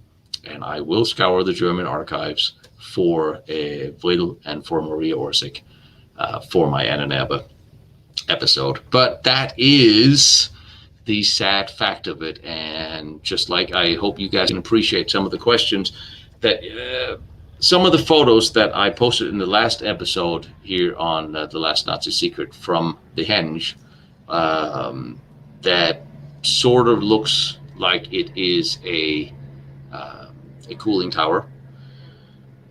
It really does give that impression. I kept saying water tower because in my world, regardless if it's a water tower or a cooling tower, it doesn't really matter. It's not what we thought it might be. I saw it had the pit, it had the support pillars. There are, however, some people that work at power plants that have written me and said it might not be.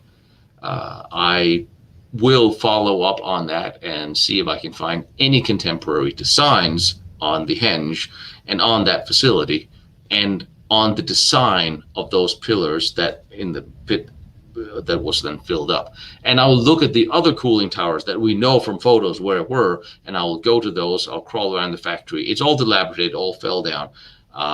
There are tunnels underneath it, and I was not at the time I was there as interested in the power plant, of course, as I was at everything else. Now I'll take a closer look at the power plant and see if there's any relation to what we know was there to an escalated version at the henge itself. But well, that's kind of what that was. We still don't know what that little building was. That little one entrance with the 4 exit up in the towers. I think it had something to do with the munition plant. I had thought it'd be cooling. I'm not sure it is a firing port testing something. It's a very small area, very close to the power plant. But those little tunnels are interesting. They could be, like I said, contemporary to the munitions factory, or they could be something entirely different. I'm hoping maybe local researchers or archives that I'll meet with will have a better idea when I get there on that. And the other Riese tunnels I will visit. I have been told that inside, in the big Riese complex tunnels that you saw, I visited, where you had the what we expect would possibly be a heavy water plant above. There are two entrances that we went through, and there's a third entrance where supposedly there were dams and some sorts of hydraulics. And that's a written note I got. I will drag myself into tunnel number 3 or swim it if I have to, because if there's hydraulics, I want to know what they did. But this whole complex of the Riese and Lower Silesia, whatever it was, it most certainly was not what it was told. And the castle most certainly was not a headquarters for Nazi brass. You look at those underground tunnels and those rooms down there, they're built for storage or research or manufacturing or technology. They're not there to house people. There's no bathrooms. Good indication. Very important. So that's one thing. And there's some interesting theories laid forth by Polish researchers that I'm going to go through. I'm also going to visit the Gotau nuclear reactor of Deepness in Kummersdorf, and the original testing facility for the A1, A2, A3 rockets at Kummersdorf. And I have an invitation to the Bergkristall tunnels on the 15th. They're only open 3 days a year because they're radioactive. Yeah, I don't know why I want to go in there, but I want to see these things. And they're just waiting for permission from the German government to go ahead with the tours, and with those limited tours. So I'm kind of hoping I get to see, I guess that would be Kamla's prize work, and manufacturing was started there. And that is very close to where Andreas Sulzer found radiation parts of particle accelerators and radiation and the underground as a shooting range to another exit to tunnels, all that have been shut down by the Austrian government. And we always say, well, if there's nothing there, let them dig. Well, obviously there must be something there, since they keep shutting people down and then classifying the area as a natural preserve or heritage site that you can no longer do any research. That is an indication that there's got to be something if they are telling you can no longer look. That sort of makes sense. And what is left or to be found in Jonstal and Ohrdruf, where then the testing site of the 1 or 2 bombs of Deepness, I don't know. I will meet with people out there, including George Lebiensky, who's researched this area for a very long time, and others I'll meet with and hear what they have to say, and then we'll see where I need to go crawling around, because I would like to see a few specific places. And you guys have sent me a lot of notes, and I truly appreciate it, because this is really, really interesting. On an unrelated note, and this is my wrap up to you guys, I am also going to go to some of the Maginot Line forts with Ludovic from Fort Cassel, who have agreed. Well, I made him agree. He agreed to show me some of the other forts around Cassel, also some of the ones who have not been restored, have been generally abandoned. And I'm going to go visit some World War I forts. I'm going to go up to the old Giesenau turret up in Norway, the old the dynamite explosive plant in Poland. I'm going to go there and I'm going to crawl through it, all of it, to see if there's any buildings that correspond with what we had found at the Ludwigsdorf, at the Hens location, at that explosive plant up there, because that might give us some clue, because we know what this place in the duck factory in Poland, we know this, they produced a huge amount of explosives and munitions. We know what it was, there's no doubt. If I see what all these buildings look like, maybe I can draw a comparison to what's going on in Ludwigsdorf, and if there's something that stands out especially. And I might go back to Wolfslair and up that way, some of the old Polish fortifications and some of the German World War II Baltic fortifications. basically, I'm going to spend as much time as I can until I run out of money to show you stuff. And I will see if I can do live cast from there with Joseph when I find interesting places I want to show you live there. And you can all write me your suggestions. And if suggestions come with coordinates, yes, I will bring a big flashlight. Okay, that was my first video. I'm sorry. The very first GoPro videos I did with a little cell phone camera.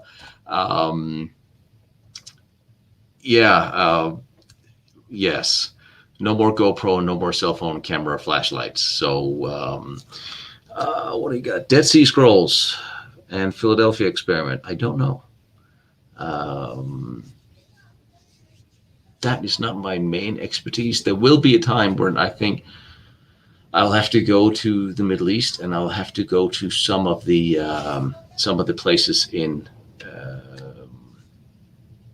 I'm not going to Cyprus, but all throughout the region down through Spain and see what's there.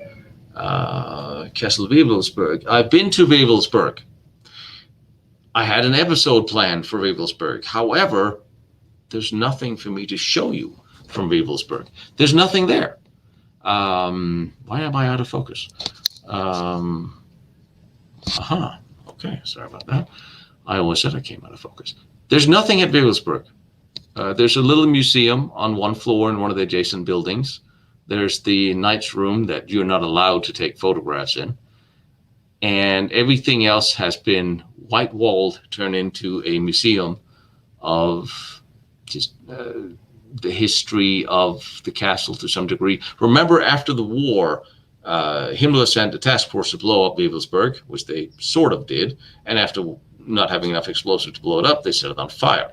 So it was pretty much gutted, and whatever was rebuilt inside was rebuilt inside. So there's not much at Wewelsburg to show you, which is why I didn't really, I started episode 2 there, but there's nothing inside I can show you that has any relevance to what Himmler was doing in World War II, unfortunately. I cannot lie. The brothers can't deny. Okay, take care. Anything else? Of course I know Ragnar. Well, still looking for that gold? I'm not looking for gold. I'm most definitely not looking for gold. I'm trying to find out what could have happened, but gold trains? No. There are people who spent their whole life looking for that. I'm not going to get gold fever. I will get rich by either working or somebody will leave me in a will somewhere. But I'm not looking for a gold train. Any other questions? South America's Falklands or Antarctica dead ends. Okay. South America, yes. A lot of Germans went to South America to the tune of at least 10,000 after the war and during the war, for that matter. There's huge German communities in South America and Argentina and Bariloche. You know Bariloche, where all those different American presidents also go, where they claim Hitler's house was. Right next to Hitler's Richter's nuclear facility. I am going to Bariloche, and I'm coming out to see Lawrence as well, absolutely. And we'll talk about, she's writing a book on Bormann, I believe, and you really ought to read that. I think I'm right in saying that. She's done some very good research on that. And yes, there's something going on in South America. Some went to hide and some went to do things. I'm more interested in those who went to do things than those who went to hide, because they didn't do anything that would influence world events afterwards. Antarctica, and I'm pretty sure that Joseph shares that opinion from what I remember him telling me early on. Something in Antarctica I don't understand. I don't think there was a German base in Antarctica during the war, simply because of the logistics it would entail to set it up, to sail there, weather conditions, distance, Allied submarines, to feed it, to set it up. There was a weather station, yes, and that's been found. There's a German weather station on Antarctica, absolutely. That was, of course, abandoned after the war. But I don't think there was that big thing setting up in Antarctica? If you took the Junkers planes and you flew them to Antarctica, how would you supply them after the war in a period where you couldn't go there? You couldn't bring enough with you. You couldn't sustain the infrastructure of industry. At least in Argentina or Spain, you could live and support yourself. But set up any kind of manufacturing factory base as such to exist after the war in Antarctica, I'm just not seeing it. Logistically, I'm not seeing how that would sustain itself. I do remember a early U.S. Army video from the 50s, it could be early 60s, of huge coal deposits being looked at by U.S. troops on Antarctica, all wearing roll-up sleeves, and it looked very summery and hot. So something is there, and I seem to have the impression that there's a whole lot of defense contractor interest into Antarctica, and a whole lot of very interesting people keep going to Antarctica, whether it's Jim Carrey or it's astronauts or what you have it. So something's going on there. And I remember an episode Linda Moulton Howe did on Antarctica. A lot of people have a lot of interesting thoughts of what might have been there. If I went there, I'm pretty sure I would be confined to the research station. It would take money and research to go there for more. It's not that far from Bariloche, I suppose. That is the springboard to Antarctica. It would take some more research, some more documentations, and some interesting contacts before I would dare, some money, before I would dare visit there. Argentina, I think, is coming up soon. They've found some interesting things, and let's go see Hitler's house, might be Bormann's house. Admiral Byrd, yes. We will gonna dig into, take care, Lawrence. It's got to be laid out there. Operation High Jump, him we will talk about. Again, back to the Antarctica. What I'm trying very much to stick to what I know and what I can see in the documents I can find, and FOIA requests. If anybody write FOIA requests professionally, just give me a call, because when you do it wrong, they just send you more questions back. Bastards. All right. Could the gold train be related to some of the testing, all they needed that gold? I don't. Okay, I never. Grey Wolf, yes. Gold trains. Hold on. Towards the end of the war, a large number of trains and transports were supposedly run through Prague, going westwards, full of stuff. It was witnessed by Otto Skorseny, which, granted, is his own very best publicist. I would like to see it documented from other people. However, of course, what in lieu of the advancing Russian army, whatever those worth anything, we would try to evacuate to the rear and back westwards. A lot of the things that disappeared from the east has not been found. The Amber Room always comes to one, and they've been looking for this. They've been looking for a lot of things. So the question is, was there enough gold in the east to fill up a train to look for a gold dedicated to, or was it a train with gold and treasure? There is some interesting research going on into that I'm sort of keeping half an eye on, because a lot of the research are the same people. Pragmatically, if you had huge caches of gold stashed out towards the Eastern Front, look at how the Eastern Front is moving from 43 and after Stalingrad. It's coming quite quickly towards you. And if there would be gold reserves found and overrun, well, if Stalin hadn't pulled his gold reserves back behind Moscow very early on in the war, that seems unlikely to have left it in Leningrad or Stalingrad. But let's say that caches of gold had been found by the German military throughout their advance in 42, up till 42. Would they not have been repatriated to Germany immediately? if you find a couple of tons of gold and you're Hoth's Fourth Army, would you not stick that on a train immediately and send it back to the German Reich proper? Would you have left it there, waited to the last minutes of the war to retrieve the valuables? I don't think so. I think the majority of the valuables, large-scale valuables collections, would have been retrieved to German territory or sphere of German pre-war border, at least before we coming to the end. I don't think there would be a whole train full of valuables trying to make it back in middle of 45 to be stuck in a tunnel somewhere.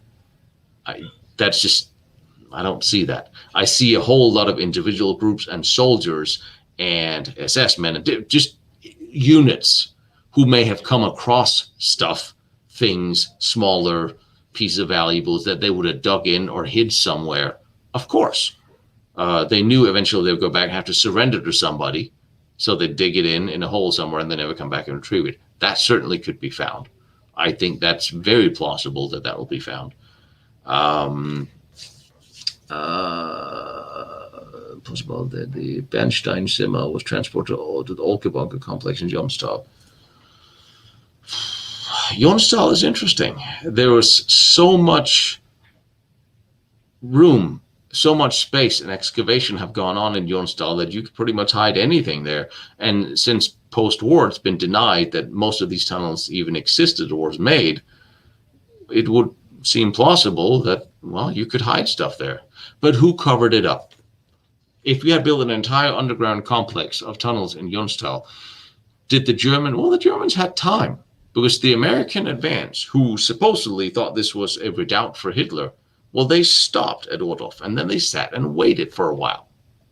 And then they surrounded the mountain, or the S3 complex. And then they met up there, and then they sat and waited there for a while, which would give the Germans plenty of time to bury things. But again, if you are burying things, it is evident that you have just covered something up or blown a tunnel. So it would have to be disguised in a way that post-war people wouldn't find it. And that's plausible. I'll know more when I get out there and actually get a feel for the area, honestly. Gold is well started. Yeah, gold is everywhere. Gold's a beautiful thing. Probably rather invest in gold than I invest in stocks because, well, you know. Uranium sent to Japan from Germany was in gold tubes. Yes, and a lot of that uranium went directly to America on the submarine 234 that ended up in Norfolk. And also Carter-Heydrich. Does anybody have any idea what happened to Carter-Heydrich? Because I wanted to do an interview and talk with him for the longest time.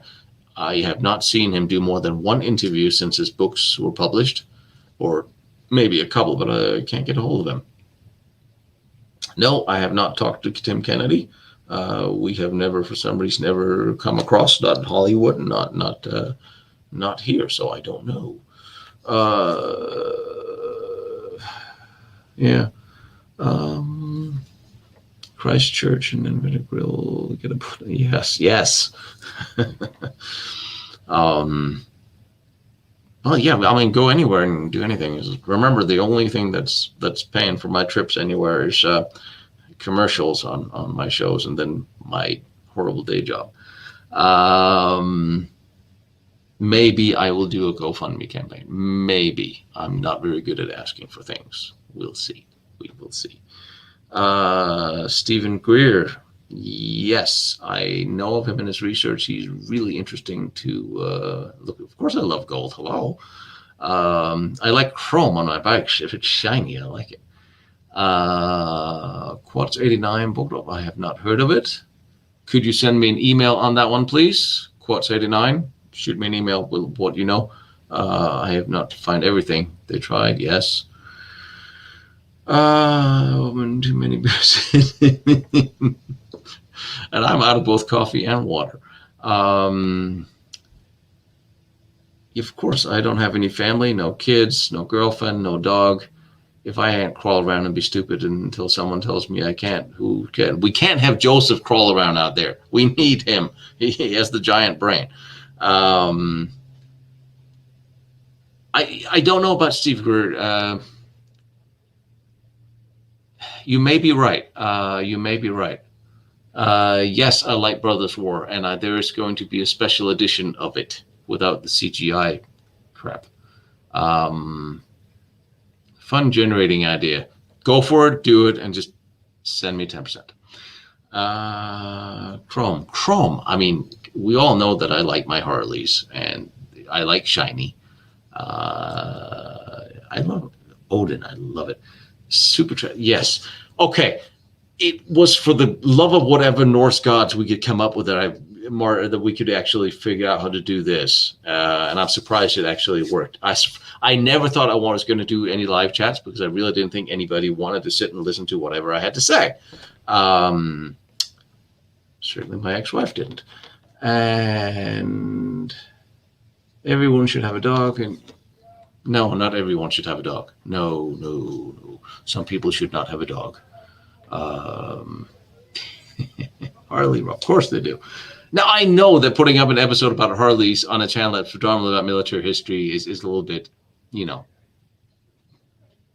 different, but I do some spokesperson stuff for the Harley-Davidson Academy, full frontal disclaimer, and I do love my Harleys, but predominantly I love the old Harleys, not the new ones. The new ones are too many buttons. My bikes, both of them have one button. It starts. Dunkirk or Battle of the Bulge. I did not think about it because I thought so many people had already done it that I figured, well, it's done well. If there is same thing, reason I haven't been doing anything from Normandy because everybody has talked it to death. There's not really much to discover there, and there's not much you haven't seen. I have a video coming up tomorrow from Ouvrage Hagenberg, the biggest Maginot Line fort, and I am doing a special on the Epidemial, talking about the things that went wrong. But I could see some things in Dunkirk that hasn't been told.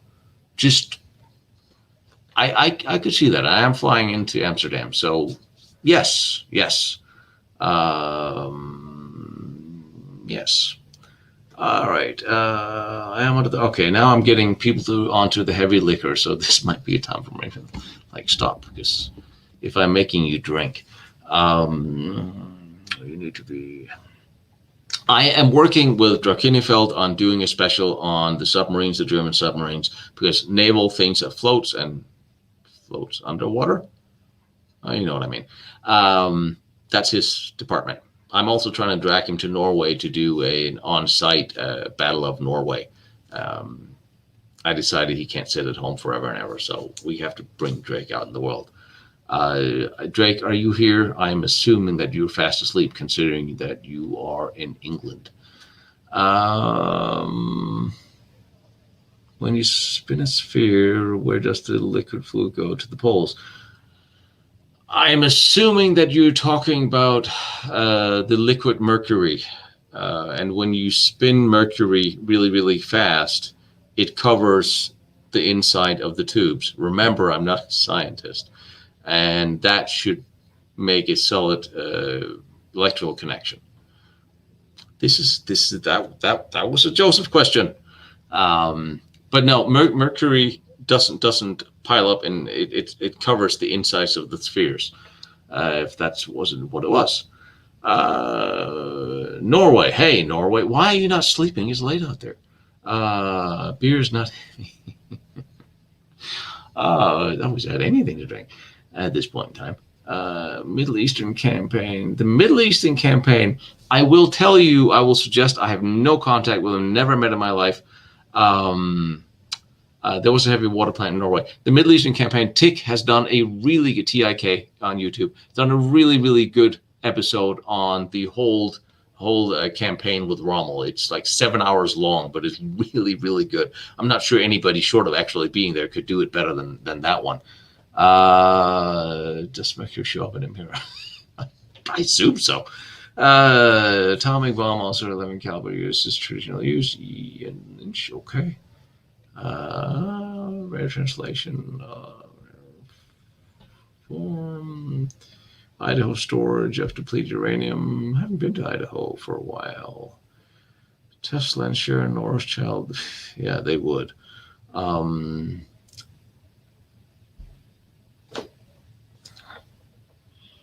Use pure. Could I possibly use pure iron inside ceramic gold heap to throw out the non-magnetic field?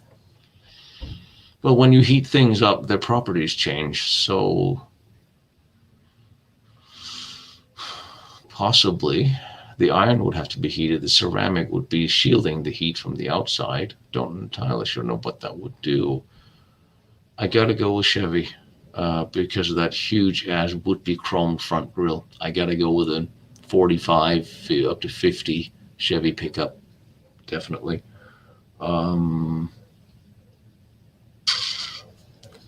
Northeast of England. Good morning. All right. The native British will become the minority. Yes. We don't need to be invaded anymore. Jeremy Green. Good morning. All right. I am sensing. Is there anything you possibly want to ask me about Delisa or past episodes or anything you desperately want to know before I go eat ice cream for dinner?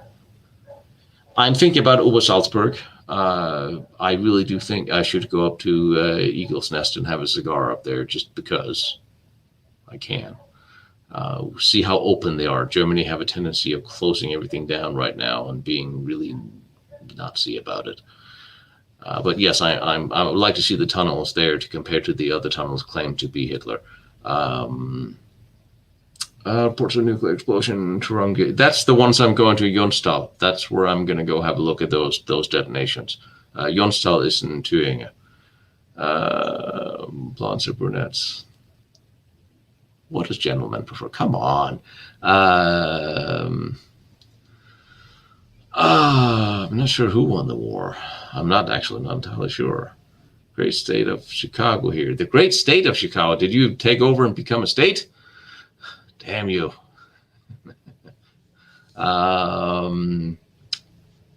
Heavy water when you bomb uranium and plutonium doing the occupied of Norway. Dude, now they want to U.S. have a cigar. The cigars tomorrow. Bucharest, Romania. Well, I'm thinking about going to Romania. I just don't know anybody to show me around. So, and later what I'm going to go see. Russian convoys. Any good videos you would recommend? Russians has made some really good movies about World War II that are actually quite good. One starts with a convoy. I think, oh, damn, what's it called? Tiger. Documentary footage on Russian convoys. Elaborate a little bit on that question, because I think you're asking what I think you're asking. You're talking about Russian transport logistical question, or you're looking at videos of Russian trucks moving, which would in that case probably be American trucks with Russians moving. Yes, there was a British atomic research going on as well, and that was absorbed into the American. That was not entirely keen on sharing afterwards. Yes, I have a drone. Yes, I have a Geiger counter. Yes, I have also gotten a 10-meter snake camera, so I can stick it into all those tubes I can't get into. Yes, I should have made more coffee. With the lamp grid. My favorite MRE. Is there any good MREs? I remember there was a pudding in the early 90s that was really good. Or I was just really young and stuck in Europe and didn't know that it really was bad. Danish Army MREs are actually pretty good because they're sort of mainstream Danish canned food. Danish MREs are actually pretty good. And yes, I spent some time in the Danish Army. I have got a Mavic Mini because it'll fly anywhere, except apparently the Maginot Line forts. Oh, that was an interesting thing. Bank given the that disappeared. Sorry about that. Do I have ham radio license? I haven't got a ham radio yet. It's on my to buy list. Do I know the variable? No, I do not. The shipment of routes it took and what they're based on. Okay. Russian supply. You know what? Russian supply and logistics, that sounds like a special. That sounds like a special to me. I will do a special on Russian supply and logistics. And maybe when I get to Russia and some of the historians on there will elaborate more on that. But that sounds like that would be interesting because you always talk about our logistics and so on and so forth. The Nazis hiding in Canada. Well, most of them are probably dead by now. And I remember they kicked out Anne Sundell, and he's dead. So I don't know if there's any left. I'm sorry. I'm looking at the wrong way with the cameras, and this is where the chat is. So I'm not schizophrenic looking in every direction. I'm just trying to read what you're writing. Do you know the possible area where there might be a Russian army group at the Japanese observed cable mentioned a large explosion? No, I do not know. Send me more information. I will look into it. Told me the link given 70 haven't arrived yet. I don't know. Night vision, yes, but if I can't film it, I'm not going to go out at night doing anything because I can't film it and I can't show you. And if I can't show you, it doesn't matter right now. Oh, bloody hell. Hang on. Do you think Himmler would have been more valuable alive? Dead. Himmler couldn't be alive. And I'm damn sure the British killed him.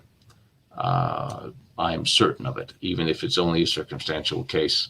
Also, a death mask seems to document something to that. But of course, we could dig him up. There are two people alive who know where his body is, but they have seemed to not want to share. But out of Lüneburg Heath, somewhere is Himmler's body. We could dig it up and autopsy it and find out. Yes, it was sad that Andrew died. Peter Levende's study on Uncle Andy's last year in Indonesia. Yes, I have heard Peter talk a lot about that. I have not heard any follow-ups. I don't know how far he got. And yes, I will get onto the Fritz X sinking Allied ships. And I'm doing it special on all ships sunk during the Battle of Normandy. It's coming. Remember, I'm just me. Canada.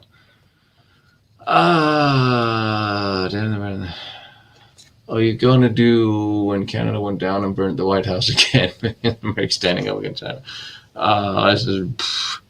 I'm doing absolutely nothing to do with current politics.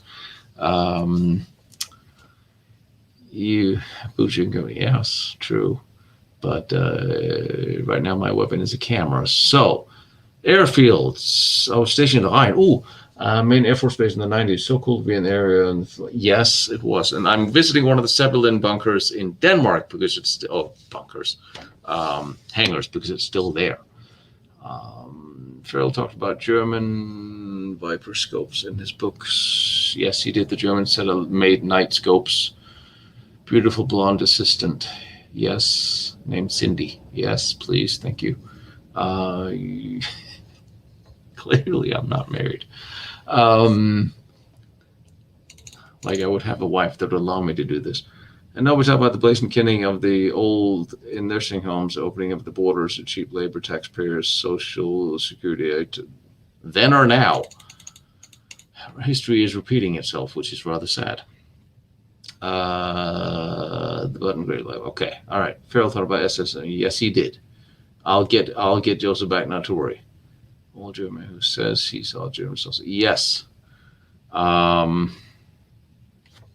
There's a lot of post-war testimony and created testimony and people who said, I just cannot go just based on someone who we don't know said.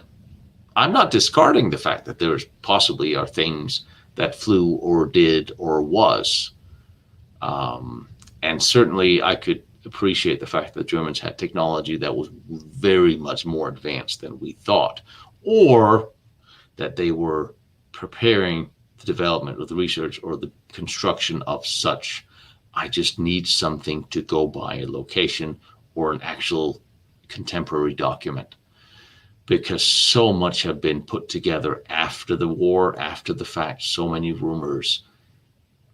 If I follow every rumor, I would love to do a conspiracy special. It would be 10 hours long and without any basis in fact. I am still at heart a historian, and I'm a pragmatic. I want to sort of base what I'm doing on research. I will entertain speculations to a degree. I will certainly hear them. I will certainly hear what everybody has, especially on site. I will listen to what everyone has to say, but I have to use a common sense judgment and say, is this possible? Or is this credible? Or is this documented? Or could it be documented? I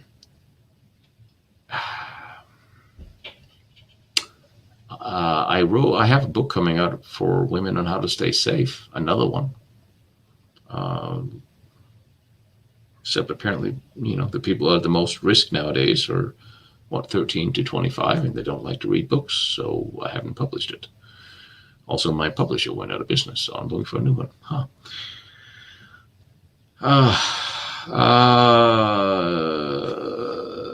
Finn, a Yugoslav American. What? American? Is Tino Finn? I'm neither. I'm Danish-German.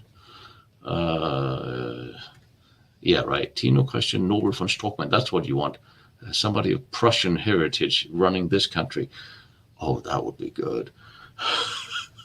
No comments.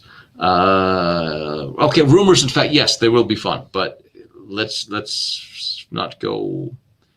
All the wars, yes. I'm actually going to go visit some of the World War I forts, because a lot of the World War I forts laid the technology for the World War II forts, and in fact, some of the World War II forts, especially in France, incorporated some of the technology discovered at the end of World War I. I will definitely do some more World War I on location, because that's interesting. And yes, I am Otto Gerke in Prague. If he is the guy I think he is, I have heard something. Is he the gentleman that did all the research into what they were hiding post-war, or is it somebody else? I'm going to Prague, so well, facts are subjective to who wrote the brief on them, isn't it? You can any statistic can prove any fact. Any fact can prove any statistic. That's why it's very scary when you have a one-sided education and entertainment and information system where you can't ask questions or have debates. Yeah, right. Yes, that's what I want to do. I want to screw up what's left of my life by running for office. None of you could handle me as in office. Things would be done. And yes, Verdun would be awesome. And there's a Fort Verdun. I'm mapping out my trip now. I'm trying to reach out to some people. I'm hurting kind of Ludo. He might know some people out there. I try to reply. I really do, and I really hate it if you get overlooked and you get missed. Just shoot me a direct email. I'm trying to go through all of those as well. Remember, I am just me. You need more hands to help you on your documentary videos. Yeah. Well, if I could pick up a deal so I could actually get rid of get rid of my whatever now and again day job. I haven't even read a script for movies or anything since this started. I just don't have time for doing that. Air monitored in the tunnels. Nah. Survived Corona. I'll survive whatever's in those tunnels. But I do have an oxygen tank. I do have a little oxygen tank with me if I start seeing stars. Star forts are amazing. Yes, they are. And there's some triangle forts out in Holland that I really, really want to see. Missing 21 trillion. Oh, yes. But, Blackbird, they passed a law when they were doing the Kavanaugh hearing to retroactively classify all budgets. So now we can't actually look anymore. Oh, yes.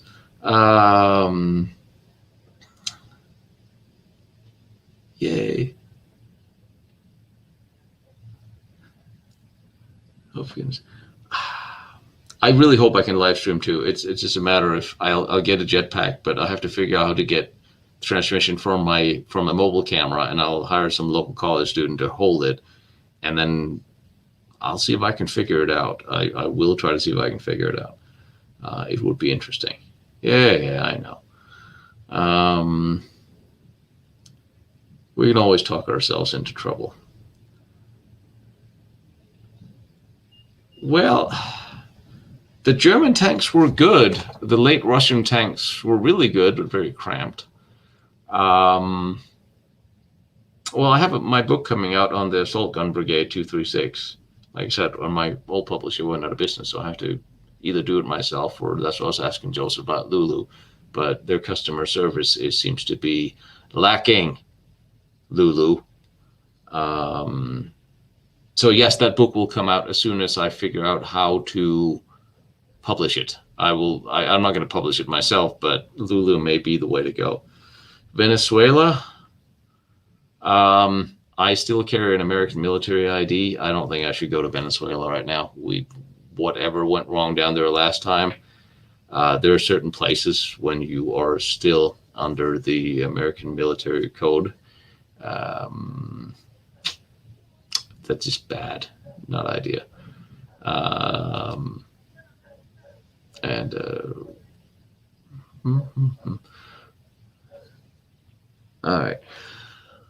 All right, you guys, what are we going on now?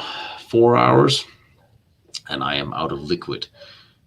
Okinawa would be really interesting. I have a naval friend that just got back from there, except everything she did is apparently classified.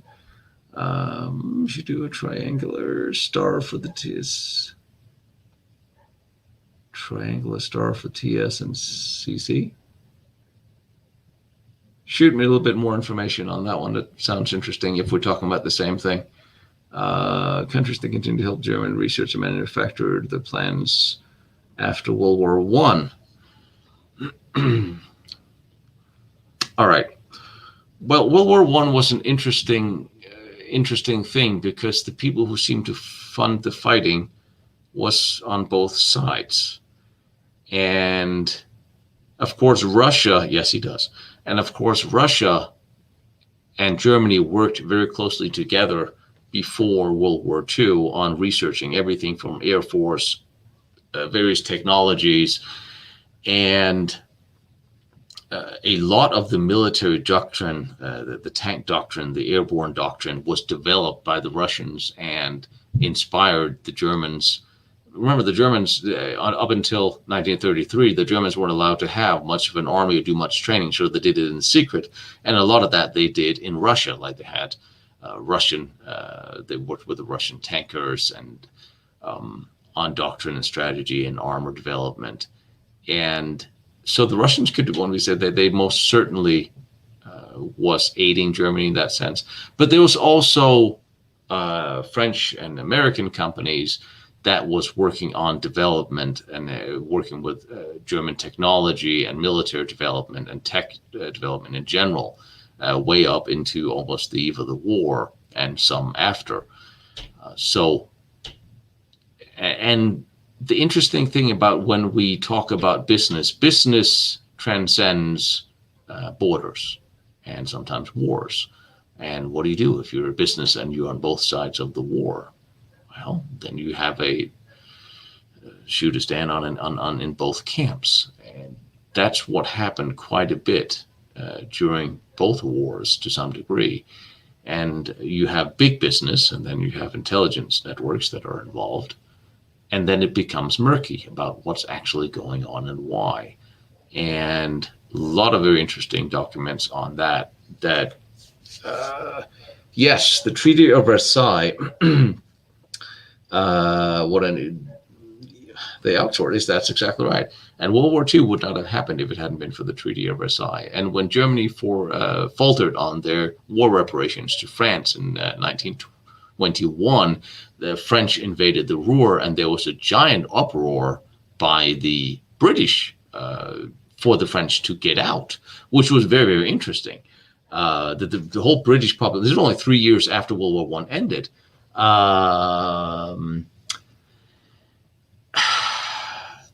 That the British population would side with Germany against France in that sense.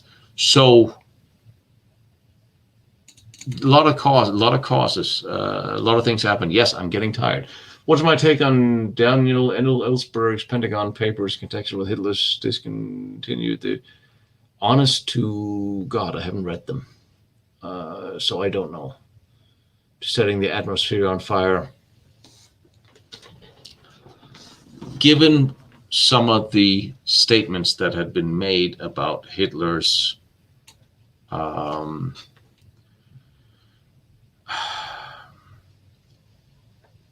he was injured in a gas attack in World War I, and he was very much opposed to chemical warfare because of what he saw. And a lot of things have been said and attributed to different people during World War II, but I haven't found anything stating that Hitler would want to do mass casualty uses of weapons in that sense. For one hand, he knew that if he started using chemicals on foreign countries, they would use it on German soil. And it would spiral the war completely out of control. Both him and the generals must have known, because both Germany and the Allies and the British and the Americans had huge stockpiles of chemical weapons, and no one ever used them. And I think that might have been part of what could have been said was his I'm not going to say disinterest or distrust in the nuclear weapon. What I've been informed was that Hahn briefed Hitler on the nuclear bomb, and he was appalled because of what that would entail. I'm not taking sides, because I don't ever take sides. But I think no matter how we twist and turn it, we can't say that Hitler was a stupid person or an idiot or unintelligent. He wouldn't get to where he was if he wasn't somewhat of a smart person. And he knew he had some fairly good instincts, especially early on before the war overwhelmed him. And we also have to remember that the National Socialists and Hitler and himself was vastly financed and supported by business, German business, some French businesses, and banks. And there must be a reason for that. But that's a whole different discussion for a whole different time. All right. Before I start rambling on, I got to go, because I have to finish the Hackenberg episode for you guys. And I have to eat some ice cream, probably, because, well, now I'm pointing out I'm going to go to bed. I will do more live streams if you desperately wanted to. That can happen. Well, Mussolini was kind of ruthless. He wasn't that stupid either. Well, he was a reporter. Sometimes the right person at the right time just gets to eat the cookie. Mussolini. If you want to start comparing intelligence between Mussolini and Hitler, I think well, Franco was probably a smart one, because he stayed out of the damn war. However, that's a different conversation. Hey, buddy. Hey, Grim. All right. I am going to officially say goodbye to you all. And I really, really, really appreciate everything you guys do and everything you write. And if I don't respond to your comments, I will eventually, sitting on a plane, I will finally, if they get discovered. Sometimes YouTube makes it a little difficult to find comments, especially if they've been held for review and I approve them, then they go into the mix, not right in order, but wherever they happen to have been written. And that sometimes make them a little hard to go back and then respond to, which I really feel bad about. But I try to take off a day a week at least, some hours to respond to them all. But I also have to do a bunch of research so I can tell you something that's at least interesting, intelligent. And I am planning on around May 10th or so. My trip to Europe will start, and it will end when I am out of money. And I will drag a laptop with me and see if I can do episodes while I am gone, because I'm not going to just ignore you for 6 weeks. That would be just wrong, or 4, or however long it's going to be. So I will try to do some episodes from there, and they may have a little fewer photos, maybe more walking through on the ground, because it depends a little bit on hey, am I sleeping in a car? Am I sleeping in a hotel? Let's say, do I have internet or not? Will the Germans let me in, or do I have to sort of sneak over the border in the middle of the night? We shall see. Anyway, you guys take care. I promise I'll do another live stream before I go. And if you have any suggestions for either for Q&A specials or for Q&As or for things that you definitely think I should see out in Europe, and I mean Europe because I'm going to see pretty much every country in there, send it to me and send me a coordinate. That is the one thing Google Earth is good for, coordinates. Right. I will see you guys all soon. And Hockenberg comes up tomorrow. And take care.